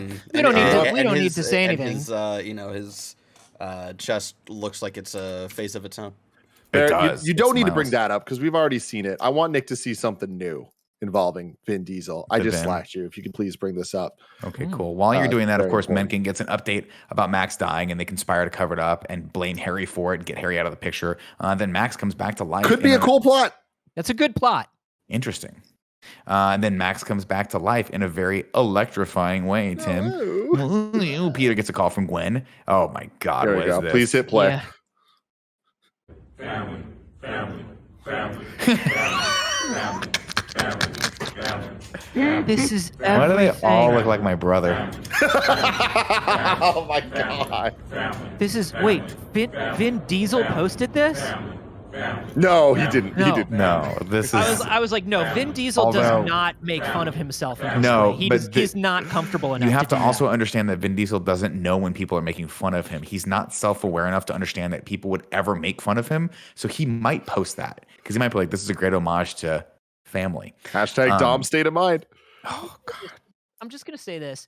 The Electro design is actually really interesting, and the CG on it is really good. Like the fact that you can see like the kind of bioluminescent sparking and everything under it. It's a cool design. It just doesn't. I don't understand why it's for this character. Well, it's the ultimate version. Yeah, This never really bothered me. I know people have an issue with this. I see criticism of this. I just think it's cool. I'm like, the guy's made of electricity. His name's Electro. That makes sense. I know he doesn't have I know that in the new one he's got the sort of more iconic like electric sparks look and he's yellow, but this doesn't bother me. I like the way he sounds. Yeah. I like the way he looks. I think the bigger problem is how Max Dillon looks. Like I think that's when people are talking shit. I think that's really what they have problem with the because gap in the that's teeth and shit. Way over the top with the the comb over and all that stuff is just terrible. He didn't need to be that way. I just think the live action. I think the live action version of the Ultimates thing is just so close to like a weird Dr. Manhattan that like it just even feels comes odd. back similarly where he does, where he later on in the reforms movie himself, where he reforms himself. It's like way too close to Dr. Manhattan and it's just like kind of weird. Who the fuck said that? I love it. I love her to keep this joke Rescue going. me. Peter gets a call from Gwen, and he heads over to see her as a phosphorescent song plays. Woo, woo, woo. Gwen figured it was time for them to try being friends. Keep it simple, Scene you know what I rules. mean? And Peter's like, "Look, we gotta establish some ground rules." And then Gwen laughs, and he goes, "Like that? That laugh is off the table. You got to figure out a more annoying laugh." And she laughs again and goes, "It's not annoying enough." And then she goes, "Well, I have some ground rules too. Don't tell me that you look amazing." She says, "Don't tell me that I look amazing with those big brown doughy eyes." And I'm like, just And then he gives the look. come on. He doesn't even say the words. He just gives the look. This scene could have lasted, like this lasts so long. And yes, it transitions care. into the I don't creepy care. stalker stuff. But the good part in the beginning here, Yeah. it could have been 2 hours and I would have loved it. Like I Mhm. love them so much. I believe in them. And you're on this journey where you're like, yeah, no, we got to be friends. This is rough. This is hard. Oh no, they're fucking in love. They're teenagers in love. What are we going to Yeah. do? Mhm. Oh God. And even Oxford. even in the beginning, Oxford, fucking England, man. Comma. And even in the beginning when like the song is playing and he's like walking slowly, and there's that thing where he just kind of slowly holds up his hand to a city bus, like no, not right now. This is Yeah. important. I'm just like, fuck, dude. It's Fuck. good. They're It's so good. good. And Listen, that's it's why angst. I love it. and that's why Uh. like the stalker stuff, the way they play it, and because there's so much love in the first half of the scene, obviously it plays different and it's more forgivable than like Spider-Man 2 or Spider-Man. You know what I mean? Like, Yeah. I mean, look, the fact of the matter is like, and again, I'm not, I think it's poor writing, but Gwen was still in love with him. Obviously, they want to get back together. So say what I don't know. It still comes off a little weird to me, but the rest of the scene, him doing like her doing the face thing, he's like, you can't do that, like all that stuff, super good. We cut over to Max as he sees the Matrix and heads to Times Square, and then comes back. That's when they talk. Peter tries to kiss her, but she goes, "I gotta tell you something. I'm moving to England. I got a scholarship to Oxford, England, but they gotta go through. I got a final interview, oral exam thing going on, so it's not quite sure yet." the fucking gag about her being up against a 14-year-old kid who's a super genius Yeah, is so good. And the way she delivers it, where it's like, well, it's like it's down to him or me. It could be either one of us. And I'm just like, this is hilarious, and I love it. And what's funny about it is that like it seems like it is a reference to some other comic character. I don't think so. I think don't think that's so. just like funny writing No, for I think Gwen's it's just character. good fun world building of exactly. And again, here's the thing: if you guys need an icebreaker, by the way, I wrote an icebreaker down here for if either of you ever get that scholarship interview for Oxford. Yeah, Here's go a ahead. great way to start it off. Anthony, Yeah. what killed the dinosaurs? I don't know. What did kill the dinosaurs, Nick? The Ice Age. Just say it like that. They'll be like, "Oh, you like Arnold Schwarzenegger movies too? You're in. He's from Oxford." Oh man, Wow. Holy shit. That is amazing, Nick. it's terrible. Exactly, It was terrible. It's terrible. That's actually not even what I wrote. What I wrote doesn't make any sense either. I said, "What's red and blue and crawls on buildings?" My ex-boyfriend Peter. I Peter. think it's fun what goes on in your head, and I wonder how you get there. It's a weird place, guys. Sometimes I'm not sure if I'm awake or dreaming. Do you hear a Junkie XL style chanting voice in your head? Surrounding him. You know, more often than not, it's just the Wonder Woman theme over and over again. Love And it. it's kind of cool. Peter Spider sense tingles, and we get this occasionally, but it's just very subtle in this, and I kind of dig that. And he heads over to Times Square where he finds Max mainline. He leaves all of his clothes behind, which is kind of weird, but he finds Max mainlining some electrical juice. And Max accidentally flips a truck over with his electricity, and all hell breaks loose. Cops surround him, and he begs for them to help him, but nobody notices that he's all. And then he notices that he's all over the LED boards, and finally people see him. He goes, "You see me? You're all really seeing me for the first time." And then the cops tear gas him, and he freaks out, and he flips over a police car. And this is the first instance where I'm like, man, they have some awesome action in this. Dude, I do like Spidey this catches scene it. Oh, Is so cool. 90% fucking incredible and 10% so Terrible. bad that it makes people hate the scene, but it's there's so Yeah. much good in it. This I part's mean, cool. just Peter connecting to, like, doing a Spider-Man thing of connecting to Max and being like, yeah, of course, like, it's just you and me. And the whole thing, like, I told you about my friend Max. We Yeah. don't shoot my friend Max. Yeah. Where it's just like, this is Spider-Man. Of course, it all goes terribly, and Max and not being able to control his powers accidentally creates an electrical arc, and a sniper gets a little trigger happy and takes a shot. So Max goes crazy and pops one of Peter's web shooters. The music starts singing, and you have to just go back to the beginning of this part when I sang it myself, because I'm not doing it again. I can't do that to Tim. It'll break his little heart. Please don't. And then Peter saves The a bunch moment of people. when I realized, I'm sorry, but the moment I realized what they were doing, because remember, I had seen this movie once. The moment I realized what they were doing, I was like, no. I was like, that's his, no. Yeah. That's his Jekyll and Hyde is now also EDM. It's weird. It's EDM dubstep James Horner. But I will say this, that James Horner theme that I really couldn't pick out in the first movie that didn't really hit me, maybe it just needed some fucking Junkie XL behind Maybe. it. I Dude, don't because know. it's fucking rad in this It's one. real good. The Zim. The music starts going real hard, and people start running up a staircase to nowhere, and it's really cool until you realize they're running up a staircase to nowhere. It's just bleachers that they're running up or something. Where are they going to go? Are they going to jump over the thing? Yeah, I Also, guess it is a how- bad thing. That's a real how- staircase, though. Yeah, but how fast is Spider-Man? He's like Flash, Flash, Spider-Man, Superman. That's the order. That's it the goes in, thing. the Is speed. like he's running at a CW Flash level. Yeah, it's awesome. I'm just He trying to figure it sees out. man. And then Elektra has.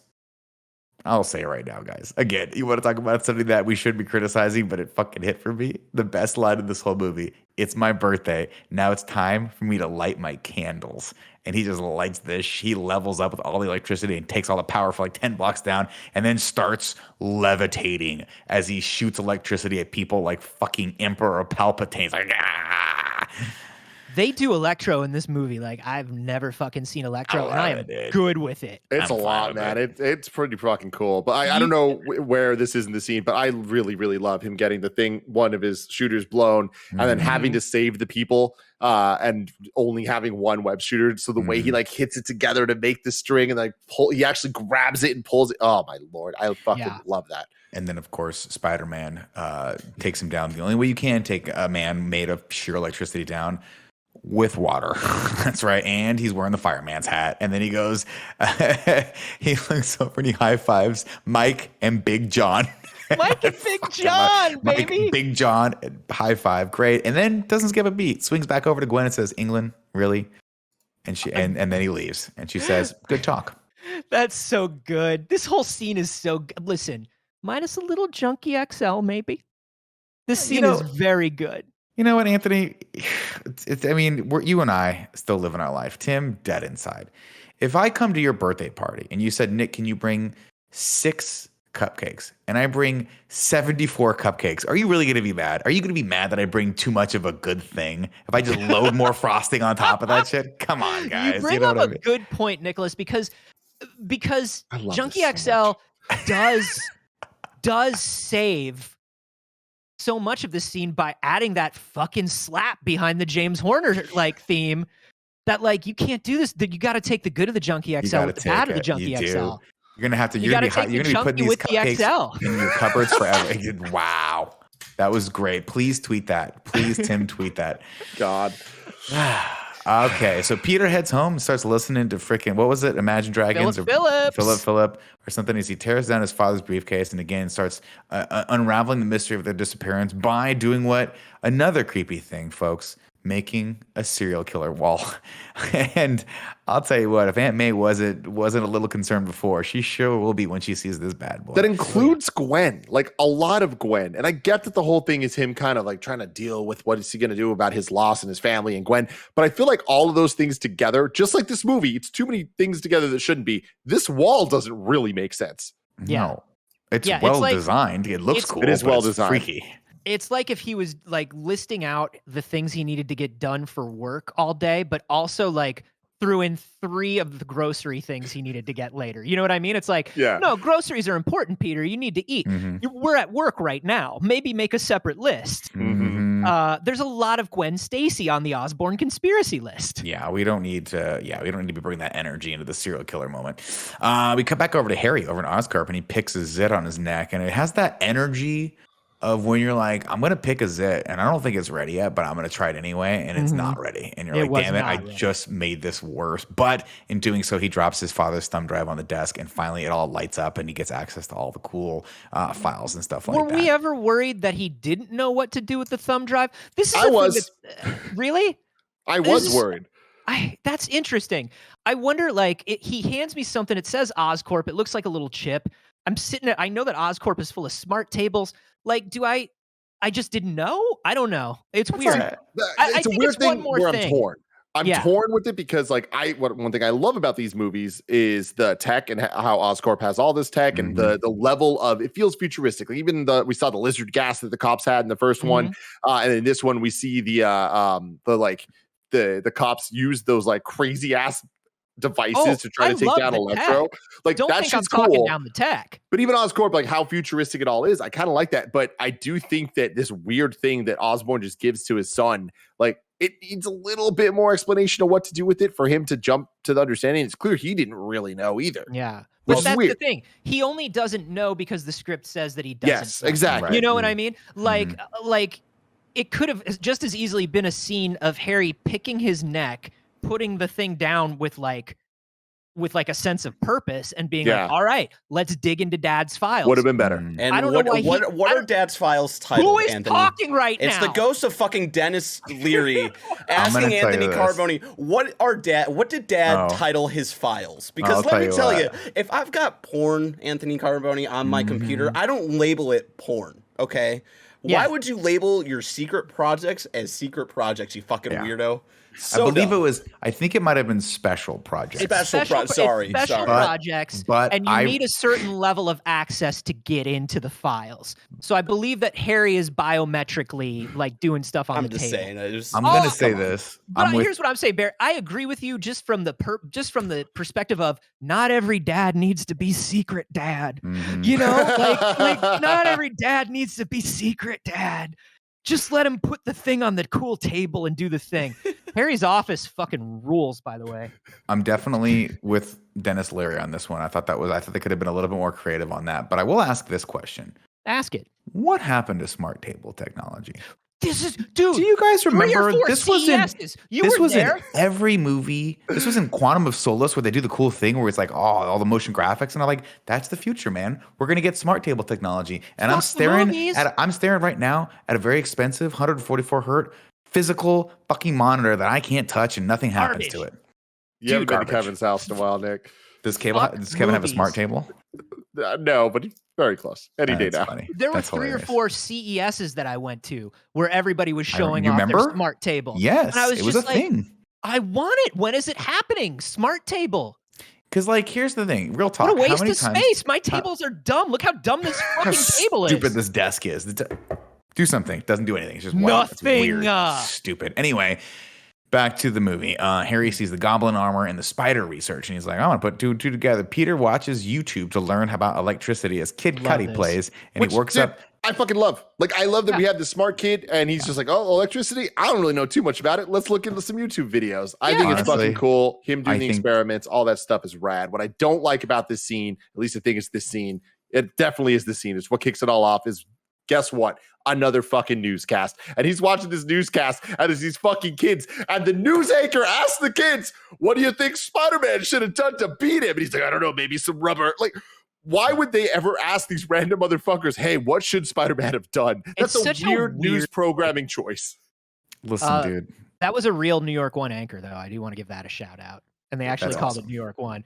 But yeah, it's very odd. It's like, why wouldn't Peter just be like, you could just as easily have done Peter looking up, electricity or like how to insulate against electricity or something. You know what I mean? Like, we didn't need those two dorks. I will, Get outta but here, dorks. I don't mind it. I think it's endearing. I think it shows Peter being a little vulnerable. And to Tim's point, like, we just watched Ghostbusters Afterlife, and spoilers, we liked it. Go watch that review; it's really good. But one of the criticisms I had of whenever they have the young super genius science-y kid in the movie is I'm like, there is a limit to how much this kid can possibly know, having only gained experience for 12 years of life. And at a certain point, you turn a corner where you're like, this character's not believable anymore. And this is a moment where it makes him a little bit more believable. He understands the fundamentals of electricity, but he doesn't know how you would make something like electricity proof, right? He's got to figure it out. Yeah. But he has the tools, he just doesn't have necessarily the experience. Now I like That's that. fine. But to Nick, to Tim's point, they didn't need to do it in a newscast with two random dudes. It could have been an internet search. It could have been at the beginning of the YouTube video.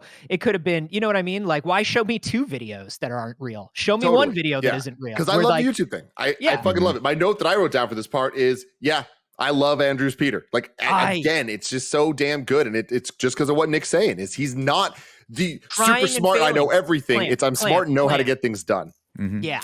Harry calls Pete the next day and asks him to help save his life. He shows Peter a video of their secret dads trying to cure everything with spiders, and Harry has to put two and two together. Spider-Man is the result of that work. Quote, he was bitten by one of those things and it worked. He can do everything else a spider can, including healing himself. I was like, I love that you put that line in there. Thanks for that. Yeah, thanks for that. A really funny thing, though, was the way that this is like the dialogue. The phone call happens, right?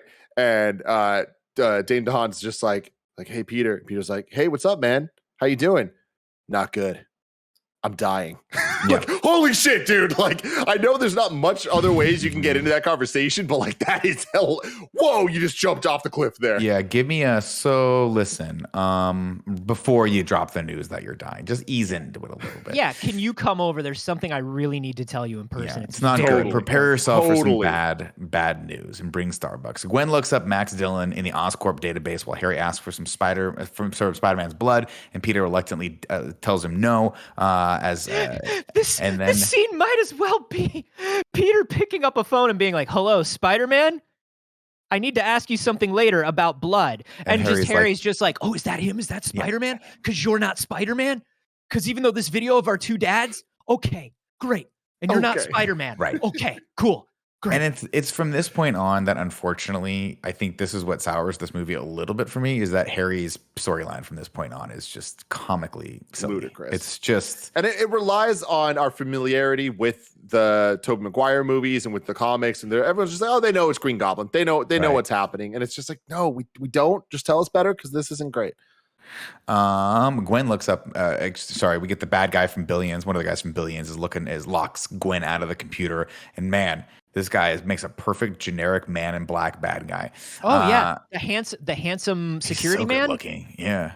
I was just like, who's this handsome security man? Doesn't matter. He's handsome and he's security. Gwen gets chased by him and security, and Peter catches her literally and figuratively. So they decided to hide in the closet together. Make a little joke about it too. Gwen tells him about Max's cover up. He said he loves Spider-Man, and Peter goes, I got more of like a wanted to kill me with electricity vibe from him. And she's like, well, that's kind of like what it's like to love you. So good. It's good. They sell everything. And we get a bunch of lens flares here, and it's like, Captain, Stardate 4444. They make out, and it's hot. And then Peter goes, listen, you make for the elevator. I'll distract them. And he does so with a piping hot cup of coffee, and then does the cool, oh, I didn't mean to trip you. I didn't mean to push you up. And then Gwen makes it out into the elevator. The full Chaplin, the full Buster Keaton, physical humor. Garfield is good, man. He worked it. When Gwen, of course, gets into the elevator, she's there with Harry Osborn, and it's a creepy scene. Over in an undisclosed location. As a woman, I wouldn't take any of the elevators at Oscorp. No. Just based on the experiences that Gwen is having throughout this whole thing. Take the stairs if you can at Oscorp. It's 40 floors, but you know what? You'll stay fit. I put undisclosed location, but I'm dumb. It's Ravencroft, which of course we know from the comics, and Dr. Kafka. Why did they turn Ashley Kafka into, number one, a man, and number two, a weird German cartoon scientist man? That's the question for Tim. Tim, you have the floor. I really don't know. And I remember when I first saw this movie in theaters, like I had a mark out moment for a second because the way they debut him, you just get a close up on his face. I'm like, holy shit, it's Doc Ock. Like this is Otto Octavius. And then it's immediately clear it's not, or at least thank God it's not, based on the way he's talking. But it was just like, all right, a lot of this is not how I would have done this. Not good either. This character, again, going back just a little too comic booky.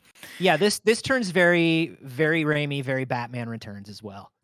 Of course, they go back and forth, and Electro says, you better make sure you kill me this time, because if you don't, I'm going to kill the light.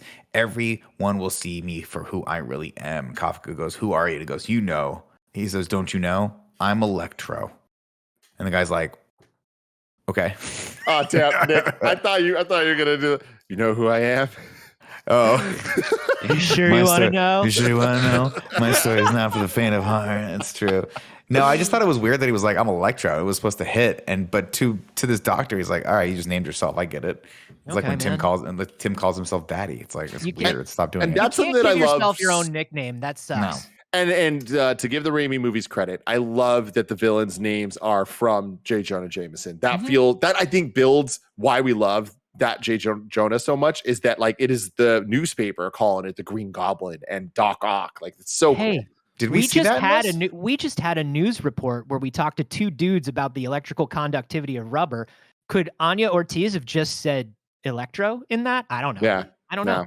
Wait, We- so we we don't in didn't. this. Okay, that would have made a lot more sense if he would have like, don't you know I'm Electro? Somebody like, if he calls called him that. Electro Dork in the crowd. That Somebody makes goes, sense. "Hey, Electro Dork," and I guess he just dropped the dork. He said, "Please, He's like, oh, you know, it kind of please, works. Electro. Don't be pretty so cool. formal. You can just I call love It me was but like, Electro." I was like, Tim, let's Andrew- call it Kind of Funny Videos. And he's like, how about just Kind of Funny? And I'm like, all right. Yeah, I love that Andrew calls him Sparkles. It's great. That's amazing. Peter comes home to find Aunt May looking at his serial killer mural, and she rightfully is a little concerned, and she won't tell him the truth about his dad. He goes, as far as I'm concerned, you're my boy. And Peter's like, every time I look at you, you look down. Tell me about my dad. She tells Peter that Oscorp accused Richard of being a traitor and stealing the research for profit. And Peter's like, no, that's impossible. And then Peter tells Harry he can't give him any of the blood because actually just kind of drops by. It was like, hey, man, I can't give any of the blood because it might change you into something Can we comically just, bad. though? I'm sorry. Can we just Sally fucking Field? Sally great. fucking Field. No matter She's how great. much she's wasted in the rest of this film, the thing where Good she's like, scene. "You're my boy. Yeah. You're my boy," and you're just like, "Oh my!" And then Andrew Garfield with like the hands on her head, and you're just like, "Fuck, Yeah. fuck!" Like that's why. 100%. Mhm. That's why. Who the fuck is talking? That's why this movie works for me, is because you can have this dumb movie where they gender bend Ashley Kafka for no reason other than to make a weird German mad scientist, and all this cartoony shit happens, but it's okay because it's not really about that. It's about Aunt May and Peter, and it fucking works. Fair enough. So good. It does. Peter tells Harry he can't give him any blood, and then he goes, "You're a fraud, Spider-Man. You don't give people hope. You give people anger." Peter has a breakdown in front of Gwen as she heads in for her Oxford interview, and then at the end of the scene, he just wishes her good luck. This is a The weird fucking scene bit here. where he says, "I'm from Harvard." Yeah, this doesn't like. I know. Like, does this not work for you? I feel like this would work for you, Nick. For me? Oh no, I mean Yeah. I'm fine with it. I think the bit where he's like, "Cheerio, long live the Queen," all that stuff. It's fine. It's just one of those scenes that I feel like belongs more in like an episode of Friends than it does in this movie. Yeah, to me the dialogue works, but the situation they're in doesn't. Like him just like walking in with her and him being like, "Wait, where are we?" Oh, like that works, but then the moment he knows where she is, Right. I'm like, this feels disjointed. Where it's like you wouldn't do this to her here. I don't believe that this character would. It feels out of character, even if I do think the dialogue's funny. Yeah, I get that. I think it's a funny bit, and like it's a very. I'm gonna say it again. It's a very Mark Webb indie rom-com bit. Yeah. Yeah. Peter heads home and tears down his serial killer wall, and he smashes his TI-82 and finds a bunch of old Subway tokens. And he's like, "Oh, Subway! I remember something about the Roosevelt secret station." So I'll Bing that, and sure enough, it's right there. They had to build it for him because Roosevelt, they wanted to keep it secret that he wasn't able to walk or yada yada yada. Over Can at I Oscorp- tell you, I love that they worked this real ass fucking Subway history in. I got so happy when they did this. They didn't have to, but they did. The payoff is a big fucking letdown, and it's the worst thing about this Yeah. whole movie. Yes, Worst it thing. is. This- Worst thing. But this moment I really enjoyed. Oh, the whole secret conspiracy leads to like a real secret place in New York. I love Mhm. that. My brain's like, what happens if you run out of the tokens? Like, how do you get into your lab? I mean, you had like 30 of them. It's but, like, overly complicated. once for a sure. day, you go to your lab, you got to put a token in. How do you get the tokens back? You know, Why It's would like you people- put that, maybe there who was you a put bigger- that token in for? Maybe there was a bigger stash of tokens somewhere else, and Peter just just- found the. Just But- like what the- happens the if you fuck want to is go to the talking? coffee? You close it down, you got to bring a token back. Yeah, but who the fuck is talking? I have a question. If It's Dennis Leary right in the corner. oh right hey, there. I'm Dennis what's Leary. up, man? I love you in the ref. So Thanks. listen, Great movie. why does there need to be a token for a station that's been shut down since literally the days of FDR? Why would it be tokens and not just a key card or something? Nobody's going. Why token? Why token? Why token? I don't know. All I know is it's just to give him that one little piece of the puzzle so he can bing the token thing. You got to and bing it. That's where it was. Felicia tells Harry that there might be another way to save him. She says before they destroyed the spiders, they had the venom extracted. It's somewhere off books in a file called Project Goblin. Secret Project. Oh, sorry. No, it's Secret Projects. That's what it was. It's Secret Projects. I was like, Project Goblin would be so cool, but no, they called it Secret Projects. Well, I think Goblin is, yeah. I like the whole thing of Oscorp turning on Harry. I think this is a fun, cool thing for the Goblin. This plus genetic thing given to you from your father who you never liked anyway is a cool idea for a Goblin origin. It just gets so lost here with everything else that's going on. And I think that's a shame because so many other things are pushed to the front. Harry, of course, gets kicked out as Peter heads down to the old Roosevelt line and uses a token to reveal the hidden subway car lab. And but the Harry getting kicked out, though, it is such a bad scene where it's like he's being held back by all these people and he's so angry and he's like, you know what? I'll just find my own way out, and gives the most evil shit stare I've ever seen. And they just I guess we let him walk out. Like, what the fuck? And the sad thing is Harry had all the trimmings. The setup for Harry and his motivations are there. They just did not get the follow through. Plus the jacket. You have a kid who's been estranged from his family. He's been left behind. He's been bullied. Yeah. He's smaller in stature than his friend Peter. You've got a lot of he's a basically good kid, but he's dying and he's desperate and he's a billionaire. You have a lot of the makings of a well-rounded character, but instead they were like, I want you to take all that, throw it aside. Practice your weird grin into the camera a bunch of times, and that's what we're going to get in the third act. How's your spooky whistling?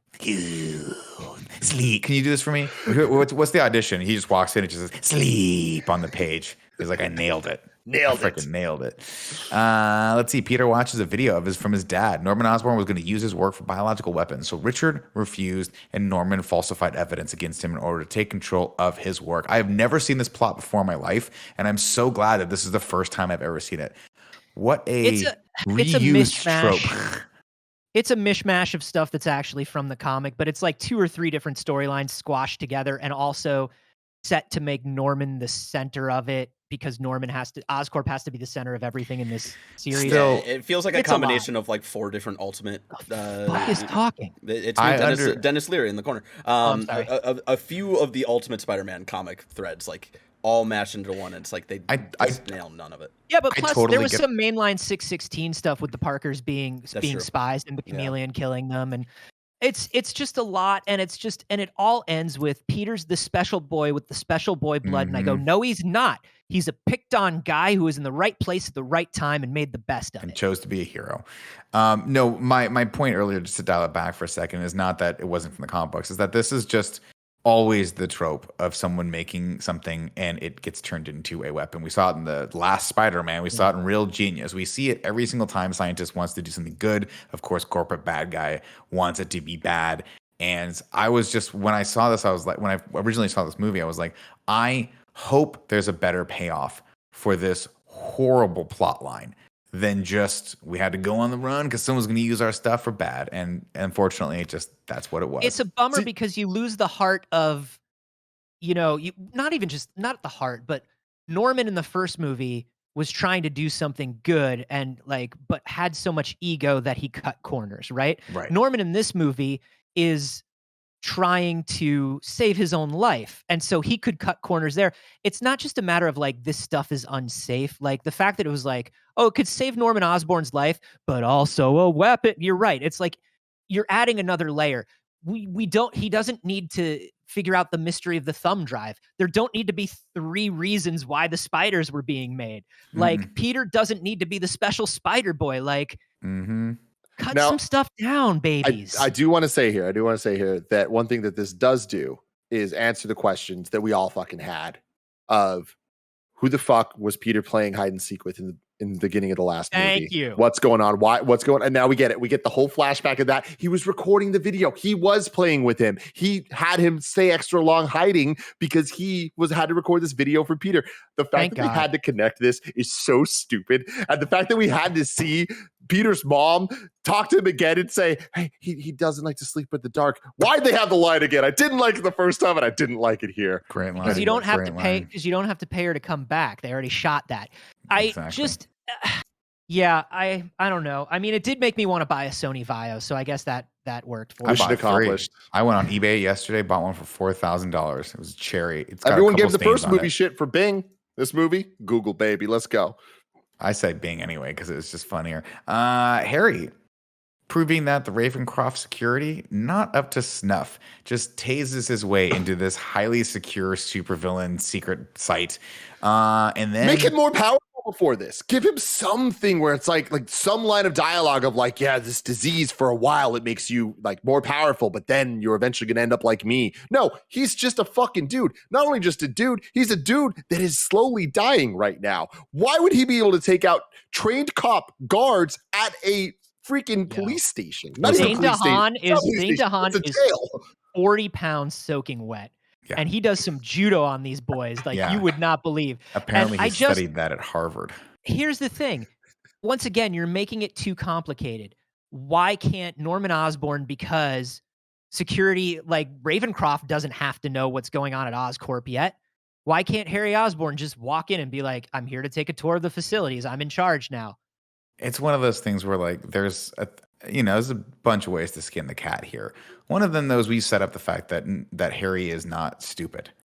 So why make him a brute? Why not make him hack into a computer and come face to face with him via a monitor? Why not have him sneak around the security until he gets caught?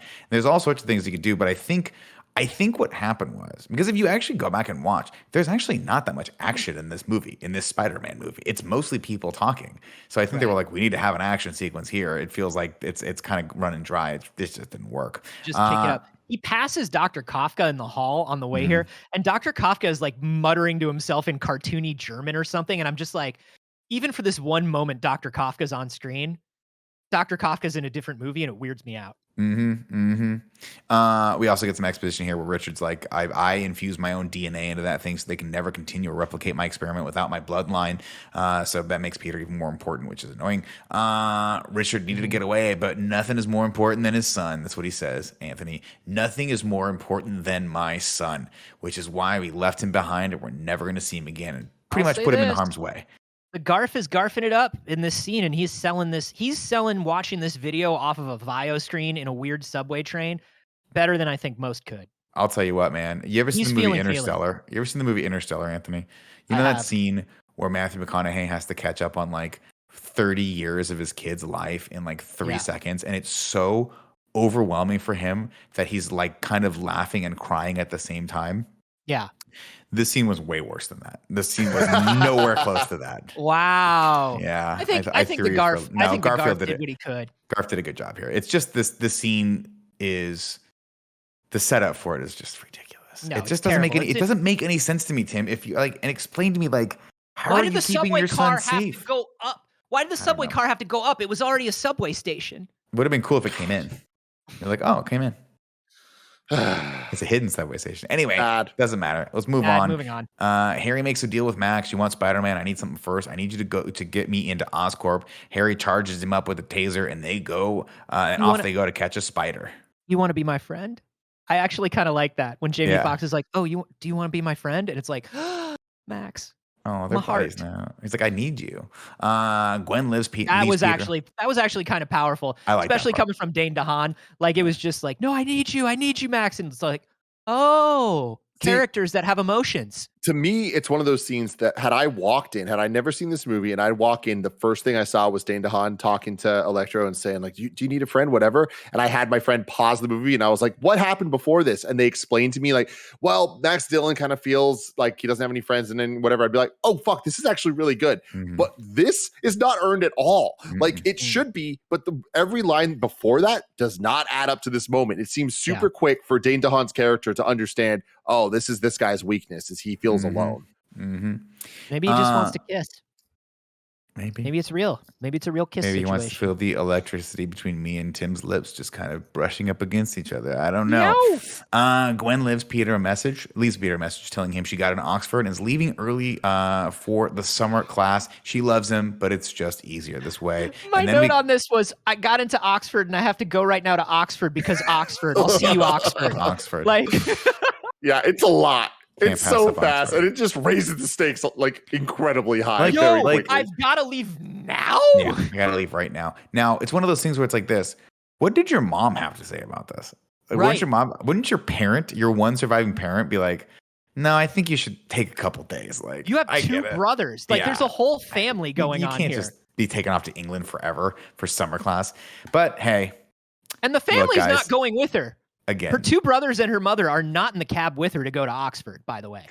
Very I'm weird. going to throw this out there. Put a pin in this right now, okay? Because this is bad. But there's an asterisk by it. Tim, can you put the asterisk by it, please? Mhm. Put it there. Cool. We cut over to Oscorp. Elektra materializes like Dr. Manhattan and just murders everyone. And then they take Mencken hostage. And by the way, he was like, I was cold, so I put on a costume that has a lightning bolt on it. I was like, that makes sense. Sure, why not? Nobody wants to see Electro's Electroid. Had we seen that armor before in like a special projects file or a JPEG somewhere? I was trying to figure that A out. JPEG No, somewhere. but it's Yeah, one of those I don't things- think we did. I mean, it's such a weird thing. We've seen so many other things, but we didn't see that, and then it just shows up, and we're just supposed to be like, okay. But it's one of If those it things didn't like if have you're the gonna, custom lightning bolt on the it really makes on the it. sleeve, I was just like, why the custom? Where did you get that suit, man? I don't know. And it's one of those things where I'm like, oh, the suit in my brain, I'm like, that's the thing that allows him to materialize, right? Without that, he can't keep his atoms together. No, we've already seen him form. It doesn't matter. It's just a cool suit. But whatever. I guess they wanted to sell the toy. Let's see. Harry takes him down into the secret area where we see the Easter eggs, of course, the goblin suit and Doc Ock's arms. I don't mind and then I love it. I think this is I don't mind fucking it. so damn cool. I'm It just fine with it. in a crowded movie, it's easy to point and be like, hey, we even more elements. It's like, no, this is building for the next one that we never Yeah. got. And then Harry does some spider venom, and things get weird, dude. And man, Dane just really played this one zany. They were like, Yeah. Dane, give me 100%. Now, Dane, give me 300%. That's where we want you for the rest of this movie, Dane. I want you to be the exact inverse of how wild you were in Valerian. Take the lack of energy you had for 3 hours in Valerian, and then flip it. Flip it. I think this goblin transformation needed more gas, if I'm honest. But other than that, Really? Okay. I thought, you know, I thought it was the appropriate amount of I can't see what's happening gas and combined with, stick with me on this one, the woman who teaches broom riding from Harry Potter and the Sorcerer's Stone. That hairdo that she McGonagall? has. Yeah. No, it wasn't McGonagall. No, not I forget- McGonagall. I forget her name. Chad will probably know, but it's she has that like bright white hair that's like popped back like she just stuck her finger in the electrical bolt. That's what this reminds me of. Someone's like a huge fan of Harry Potter. It's fucking weird. He really does. Like, I get that they're trying to make like a more classic fairy tale, like actual dark fairy tale goblin, but yo, this is a weird look. It's just weird. The chat says Madam Hooch. Thank you, Madam Hooch. Thank Who you, the Chad. fuck is talking? Madam Hooch is talking. That's who's talking. No, Dennis it's me, Dennis Leary in the corner. Oh, Dennis hey, what's up, Leary. man? Mencken, of course, bolts, sounds the alarm as Harry transforms into something ghoulish, and he's like, "I'm dying!" So he climbs into the suit that we've already established can save your life, and he But don't does worry, so. the suit turns to healing. It turns to on healing, mode. and it has a big electric thing on the back that says healing activated. Of course. So that's so that the person behind you in combat can know that you're healing. Yeah. It's a real video. It's a real third-person shooter sort of situation. I mean, listen, dude. If it's not like Electro had a built-in battery meter in his fucking head, that would be ridiculous. Tim. That would be silly if it looked That like, would be, especially if it looked like a Motorola pager. Yeah. That would be weird. Oh man, I'll tell you what though, Tim. Remember that little asterisk we had you put on that bad scene from before? It's asterisk time. Gwen in the cab. And the cab driver spots a message that we can't see. He's like, I think that's a message from Spider-Man. And it cuts over and it's a message on one of the bridges. Anthony, you know which bridge this is. I'm going to say it's the Brooklyn Bridge. Sure. And it says in giant letters, I love you. And she gets out of the cab and looks at it, and it's so perfectly done. Right as Peter comes in, swoops in, and swings in and grabs her and scoops her up. And he goes, "Did you get my message?" And she goes, "What message?" Come on, I dude, think it's cute. Oh no, it's 10 out of 10. It's Nick loves I it. think it's adorable. I love This it is so perfect. much. It's It's another perfect. example of not set up well, but they nailed the landing. Nailed the landing. Man, you get my message? What message? Come on, dude. So good. Anyway, Peter tells her he chooses her and wants to go to England with her. They got crime there, right? In England? She's like, yeah, they got lots of crime. Love it. Then, Jack the Ripper bit is good. he's You're, like, my, "They didn't- you're they my didn't catch me path. yet." Yeah, I love You're it. my path. Oh, And then all the power goes out in the city, and Peter and Gwen spot Max over in the grid. Thankfully, that grid is just right within eye line of where they're at on this bridge. Gwen tells Peter to magnetize his web shooters so they can reset the power back up and beat Max. And he goes, magnetize, that's right. And Peter and Gwen go over to a cop car and use a battery to magnetize his web slingers. But before Gwen can step over with him, he webs her hand to the trunk, and he's like, I have to leave you behind. It's too dangerous. Shout out to smart, capable Gwen in this movie. it's the Again, best. it was one of the highlights of the first one. It's one of the highlights of this one is that, hey, like the people around Spider-Man are supposed to be his support system Mhm. and are supposed to help him. And that's one of the things that we lost in the Raimi trilogy because they wanted to do 60s sad Mhm. alone Spider-Man. I just love that Gwen is not just here to be kidnapped. Is she going to be kidnapped? Yeah, absolutely. But that's not why she's here. Right. Now, this next thing that happens, I'll say it, is probably my favorite moment in any of these movies up until this point. He swings away, and she's so pissed at him. She goes, Peter, and it covers her mouth. And it covers her mouth. I love that bit. Because That is the thing. that's what you do. That is exactly what you would do if someone just left you behind like that. Like, did you like that? That would be Dude, the casual way he's just like, all right, let's go. Just you're coming with me. Just close the thing. Like the way it's so casual and like, sorry, I love you. Don't hate me. Yeah, here's the deal, guys. This is one of those moments where I read this fact last time we did this, but I didn't remember it when I reread it. I was surprised for the first time again, and I loved it. This was an accident. This was real Emma Stone. She was supposed to say Spider-Man, but she says Peter, and her covering her up. Mark Webb was like, got the shot. That's so it. That's the most authentic, real thing. That is so much better. And holy crap, it's So That's amazing. me. Because Spider-Man didn't do that. My dumb boyfriend Peter, who does shit like this, does that. I love Yeah. it. I love it. Great. Then we cut over to Aunt May in the hospital for no reason. Also, there's a pair of planes that are going to collide with each other, and it We becomes need Die to Hard see 2. New York in trouble. We didn't see it in the first one. We need to see New Yorkers in trouble. I get what they were going for. I don't mind it. Gwen cuts herself loose as Spidey and Electro start going at it, and you know what? That magnetization trick worked.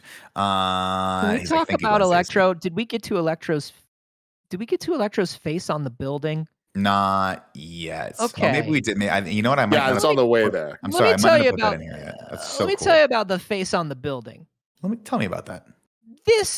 This final battle between Peter and Electro gets really abstract in a way that I have not seen since the original Ang Lee Hulk at the end. Oh, yeah. Do you remember when it all just good turns thought. into a Just into lightning a in the clouds. swirl of lightning Yeah. and dads love and that. kids arguing and stuff? Because and it's just like, Ang Lee, are you sure you don't want to show the Hulk maybe throw a punch or something right here? No, it's about family like it's just It's just a metaphor. it's just a metaphor. Who the fuck's talking right now? So like when you God bless you, Anthony. when you see Electro on the building and then Electro turns into like the same trail that the pigeons leave in Spider-Man PS4 and I'm just Yeah. like, Electro, what is the nature of your power and what is Spider-Man fighting right now? Because clearly it's not something Spider-Man should be fighting. Dude, I mean, No, look, what is- I love I it, think it's though. earned. I think it's a little too, it's cartoony, but like, I think they commit to the cartooniness. And I think that Mhm. results in a fucking dope ass fight scene of them flying through the grid and him being this kind of ethereal, just electricity. They went for it. They went Yeah. for it. And I just really don't appreciate it. understand. I don't understand what makes him able to be ethereal in some moments and not ethereal in others. And like like a lot of this movie, if you stop too much to think, it's gonna get you. You know what I mean? The only thing I don't like about this end fight specifically is how it does feel like a major jump from this Spider-Man fighting Rhino type bad guys and the Lizard, which seemed like the biggest deal. You can probably fill in that he's fought some other guys too, but like that seems like a very, very big deal. Yeah. This seems like a whole other level where like this is electricity, bro. Like this is some shit that'll just like fry your brains. Yeah. I love the shot that I'm looking He's at turned back into a there. That's god. so His cool face is on the building. But like, I like just it. watching this, I'm just watching the shot right here, right? He's turned the lights on in the rooms to make his face, right? Yeah. And there's this lovely moment where it gets slow-mo as you see this tiny little Spider-Man going toward this building, and he just shoots his web over to a water tower and just quickly like pulls himself over, and it's so cool. Like that one shot where he's like, and one of the issues I always have, I always have with stories. I had it with Mandalorian. I have it with some of these movies too. Is like he doesn't get to emote that much, which they fixed in the Homecoming. But like this, you feel it. You're like, oh, this is exactly what you guys are talking about. This is an overwhelming, insurmountable villain that he's about to square off against. And him and Gwen fucking play his ass. It's awesome using science. They do. They use science. We'll skip ahead a little bit there. Of course, they go over. Gwen, he fights Electro. Electro gets the better of him. Gwen comes in the cop car, beats Electro's ass with that, and then she's like, "Listen, again, this is my choice. You don't get to make these choices for you. I'm here. I'm making this choice to help you. I'm going to go set the." He goes, "Fine, go set the breaker. And when I give you the signal, no matter what happens, you throw it." Of course, Peter has to do all the web stuff with the who's he what's that's in the cables, and he makes an arc, and he completes the thing, and then Electro shocks him, and he goes now, and then the shock reverses and explodes Electro. It's so good. I will say this: as much as I do feel like it's a little abstract, and I'm a little confused about the nature of like what Electro can and can't do. Mm-hmm. Fuck if they didn't figure out how to do a Spider-Man action sequence by the end of this one. Oh, they did. This is wild. He's swinging, he's running, he's fighting. It's great. There are two things in this that are weird to me. Number one, the itsy bitsy spider playing on the fucking towers. I don't like it. I know you do. I know you do. It's fine. I don't like it. I know you do. It's fine. That's a little weird to me, but I do at the same time like that when Max is talking through the grid, it's like VU meters on like audio meters. That part's cool. I love that. That's kind of neat. And I guess I can't like one without liking the other because they come from like the same idea and the same sort of logic for sure. And also, Captain Stacy is there again. Oh yeah, we see the for a long time. Mm-hmm. That's a lot of Captain Space. We understand the stakes right now. Who the fuck is talking? Rescue me. Rescue me. But the fun ain't over yet, ladies and gentlemen. As the action subsides for a second, who do we hear? That's right. It's the Joker from Suicide Squad. No, it's Dane DeHaan dressed as Madam Hooch, dressed as the Goblin. Man, swing and a miss on this makeup. Who the fuck let this be the final look? This fucking sucks so bad. You know what's sad is that the armor is cool as shit. The armor is dope. I like the glider. I like the idea of what they were going for, but he really does turn into like a little magical troll nymph boy. You know what I mean? Like they went too hard on the fucking Grimm's fairy tales of this. Somebody Googled Goblin and found the wrong picture. They found a fairy. You're like, oh, that makes sense. And like the eye is like pulled back and like, it's very strange. Anyway, Goblin, to his credit though, puts two and two together. He sees Peter, he sees Spider-Man, he sees Gwen. He goes, all right, Spider-Man's Peter Parker. And he's like, you don't give people hope, you take it away, and I'm going to take your hope away. He grabs Gwen and hoists her up, and he's like, let her go. And he's like, fine, lets her go. On the clock tower, we get the whole clock metaphor talking about the foreshadowing. And of course, she falls through along with a couple bombs. This whole sequence is awesome and gut wrenching. Incredible. Peter's trying to save her. He's got her on a web. He's trying to stop the clock gears from cutting the web, and it doesn't work. And of course, it ends up, I think, strangling Dane DeHaan and choking him out as Gwen falls, and he dives down after her. And I don't care what you guys say. I like when he spits the web, and a slight bit of a hand tries to reach out for her. I was very looking for it. I was looking for it, and I saw it, and I see what you're talking about, but it didn't bug me, I think, as much as it bugged y'all. I saw it, and I was like, I understand why it bugs people. Yeah. I wish they hadn't done it, but it doesn't bother me either. Of course, it hits her a split second before she hits the ground and snaps her spine. Is that correct? Dude, I say? No. This one, she hits the ground. Oh, she actually her skull hits the ground, and it's fucking, it's a thud. Again, who violent the as fuck hell. is talking? I had that question about that. I didn't know. Because I was trying to freeze frame it, I wasn't sure what that was, but yeah, I guess she hits the very ground. quick. Yeah. Oh yeah, the thud. Can I say, gentlemen? Please do. I think this is the single greatest Spider-Man scene put on film. Maybe. I would argue that the him in the alley with Jorge is up there. And we're gonna and the end of this movie too. But no, I mean, this is so fucking incredibly good. And then of course Peter lands. and he whispers in his ear, "Guess you're not going to need that one-way ticket to England after all." Jesus Christ, Nick. Fucking A, I did Who it. the I didn't fuck care. is I wrote it in talking? here. And I said, "Don't say this joke, Nick," in parentheses. And I mean, said they're it here. right, but who the fuck is talking? So- And it's gut-wrenching. I got a couple things to say about this scene real quick. Yeah, First off, there's some fun Easter eggs here. We got the clock tower's hands land on 121, which is the issue that Gwen Stacy's death happens. Also, this happens 121 minutes into this film.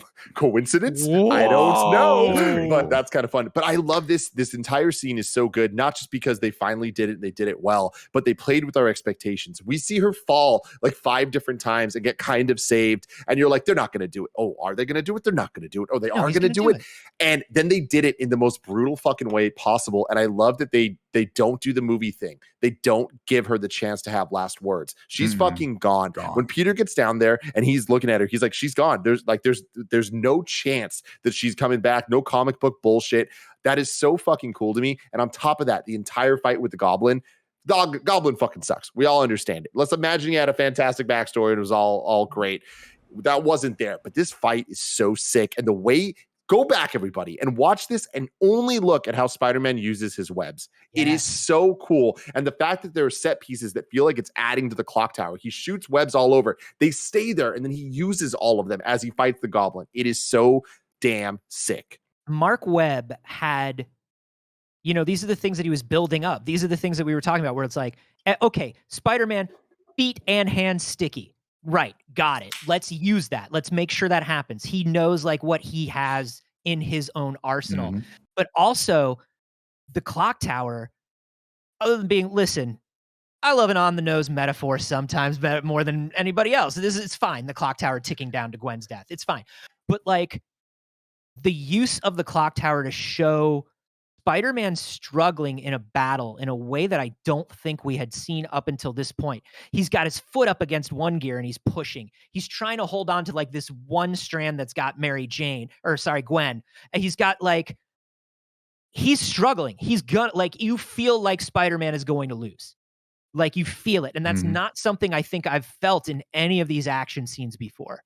Not realistically, Absolutely.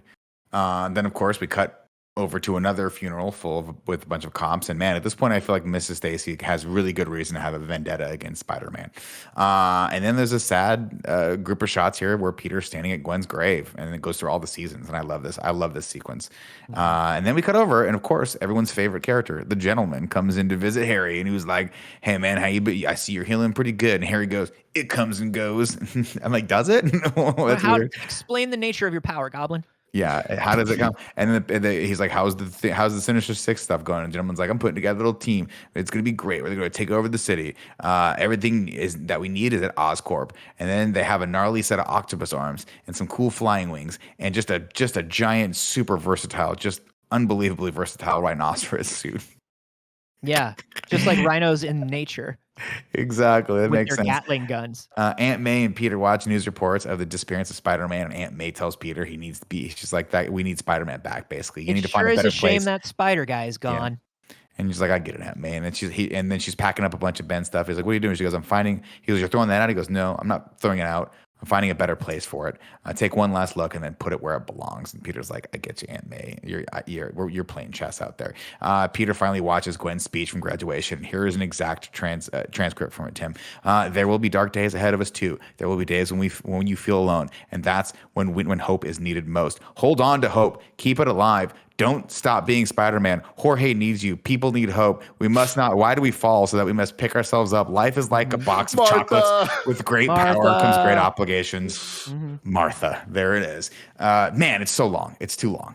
Too long. It's too long, especially since we heard the entire thing in the beginning. Yeah. Like, it's a lot. And then Peter watches while a really interesting and kind of terrible Rhino takes to the streets to wreak havoc on Midtown. "I am Rhino. I told you I would be back." Man, this effect of Paul Giamatti in the suit looks almost as bad, if not worse, than Mark Ruffalo in the Hulkbuster. If this suit looked better, if this suit didn't look the way this suit looks, I wouldn't mind crazy over the top Paul Giamatti Rhino. I think it's that the payoff is this fucking suit. Yeah, that's the problem.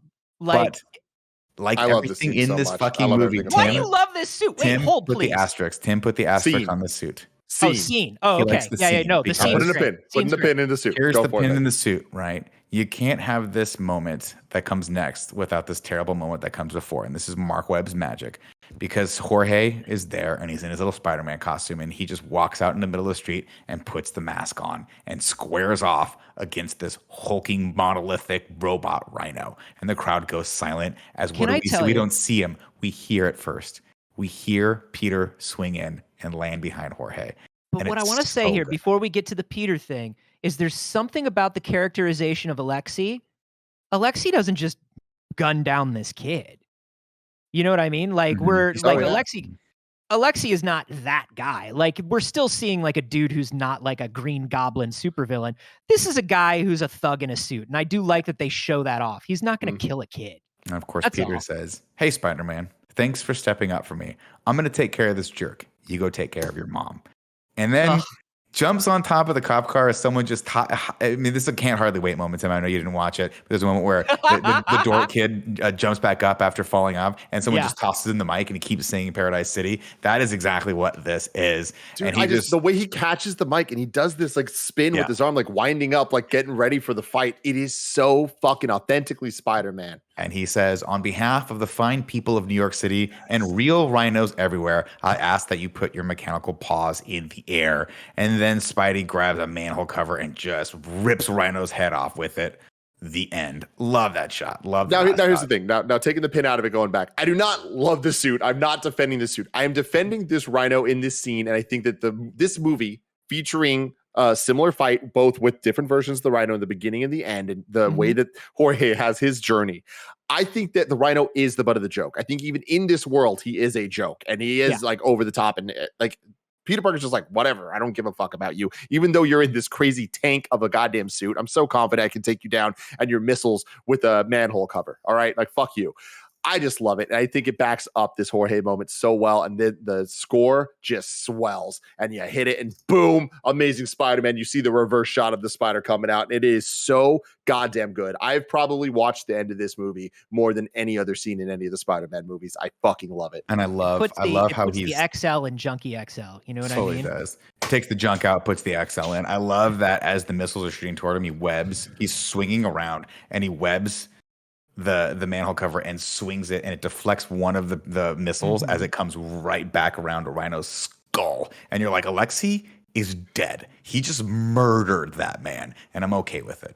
And then a dope ass Alicia Keys Kendrick Lamar song plays, and we're done. A couple facts for you that are fun. When this movie was first shown in theaters, I will never forget that a mid-credits teaser was shown. The reason they didn't have the Sinister Six little bit that they had with the gentleman that was the end of the movie as a mid-credits is Mark Webb fucked up. He had a deal with Fox that he had to do a movie with them, and he did this movie instead. So to make up for that, a trailer for X-Men Days of Future Past played. Not a trailer, a clip of Days of Future Past played at the end of this movie. And if you guys didn't experience this yourselves, it was extremely weird and extremely jarring to be watching Amazing Spider-Man 2, waiting for a post-credit scene because we were trained to do this by 2014, and then seeing Mystique come out. It was like, what the fuck is happening? And then it's like, oh no, this is just how does this make sense? A Sony movie promoting a Fox movie? Crazy fucking shit. It was wild. The theater went insane. That's very strange. Yeah. Yeah. It's really, really damn weird. That would have confused me and led me to believe that maybe there was a crossover movie coming in a way that they should not have done. Yeah, there are definitely a lot of disappointed people. Let's put it this way. There was a crossover movie coming. We just haven't gotten it yet. We haven't gotten it. The other fun thing I saw today that I don't think I've heard before, an alternate unused draft of the screenplay had Gwen surviving the fall. She is critically injured. However, in order to save her life, Spider-Man performs an emergency transfusion using his own blood. As a side effect, this endows her with powers similar to Peter Parker. The final scene against the Rhino has her coming out in the Spider-Gwen costume. That would have been insane. Joining Spider-Man, and everyone's freaking out, and she says she's the White Widow, and then it ends. Yeah. And that could have been cool. I like this ending better, but that could have been cool. The setting's better for sure. Yeah, I had heard that if the Spider-Man 3 had happened, she was going to be like Spider-Gwen.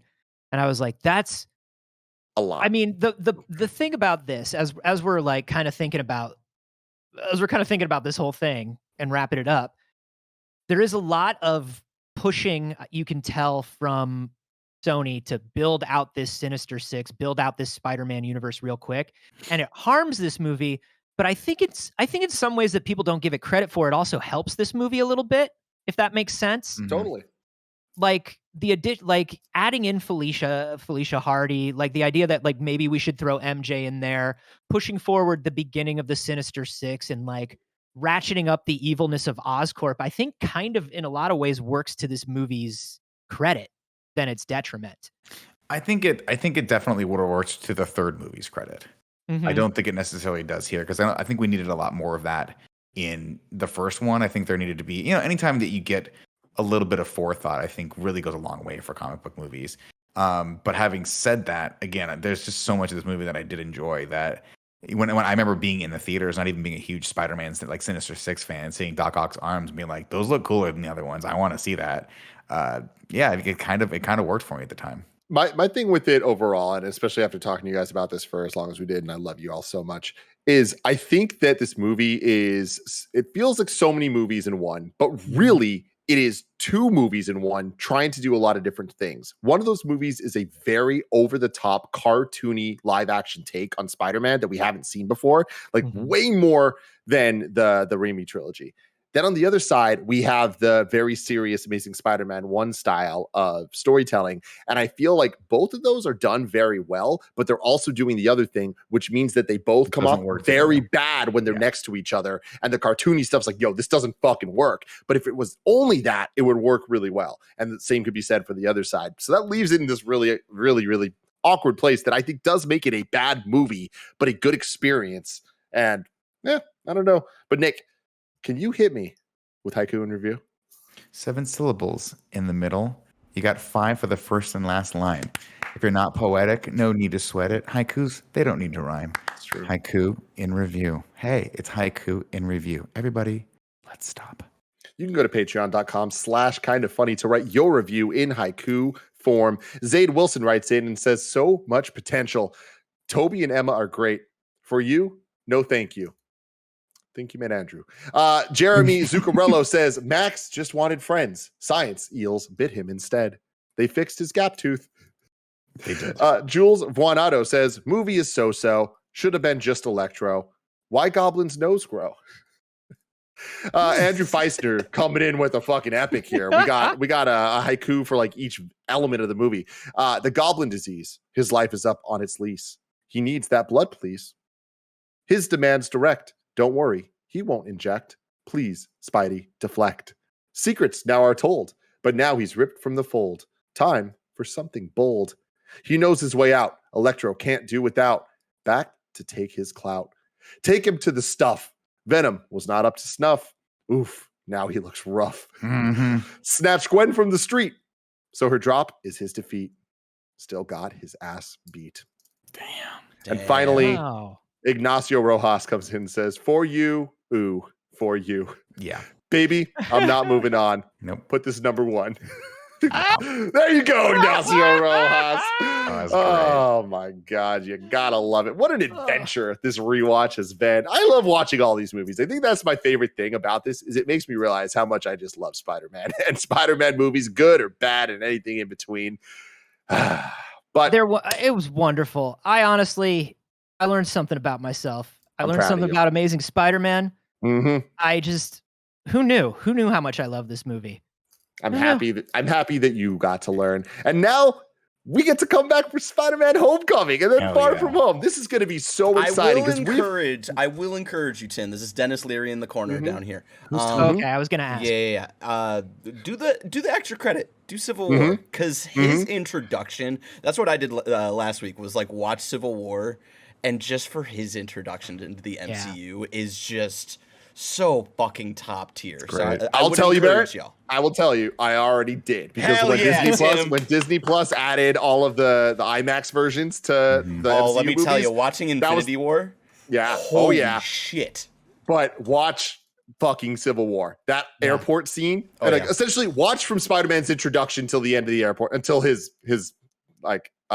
exit. I guess Yeah, is the best way to until put the it. Not end of the demise. airport scene. It's essentially. it's so goddamn good. But anyways, we won't be doing that for the rewatch. That's some extra credit for everyone out there. We will be doing Homecoming. We will be doing Far From Home, and then we will do Spider-Man No Way Home. Very exciting stuff. But before that, remember Matrix 1. Do your homework the Monday after, or live for the Patreon Monday after Thanksgiving for everyone else on Tuesday. Paris Lilly will be joining us for that. That is very exciting. But until next time, Anthony, where can people find you? Oh, my stars. You can find me everywhere on the internet at A Carboni, except for on Twitch, where I'm at Anthony Carboni. Twitch, you cowards, it's mine. Give it back to me. Every Friday, you can find me on my science comedy podcast with Jeff Kanata called We Have Concerns. That's at wehaveconcerns.com. Gotta love it. Nick, where can people find you? People can find me right here on youtube.com/kindoffunny or on twitch.tv/kindoffunnygames, where I play with Snowbike Mike and Andy and the likes of all of us almost every day of the week, Monday through Friday at 11 o'clock. Come check us out. And Dennis Leary, where can people find you? Rescue me. I want you to say in the corner. Until next time, I love you Rescue Me all. was better. Bye. Thanks for swinging by.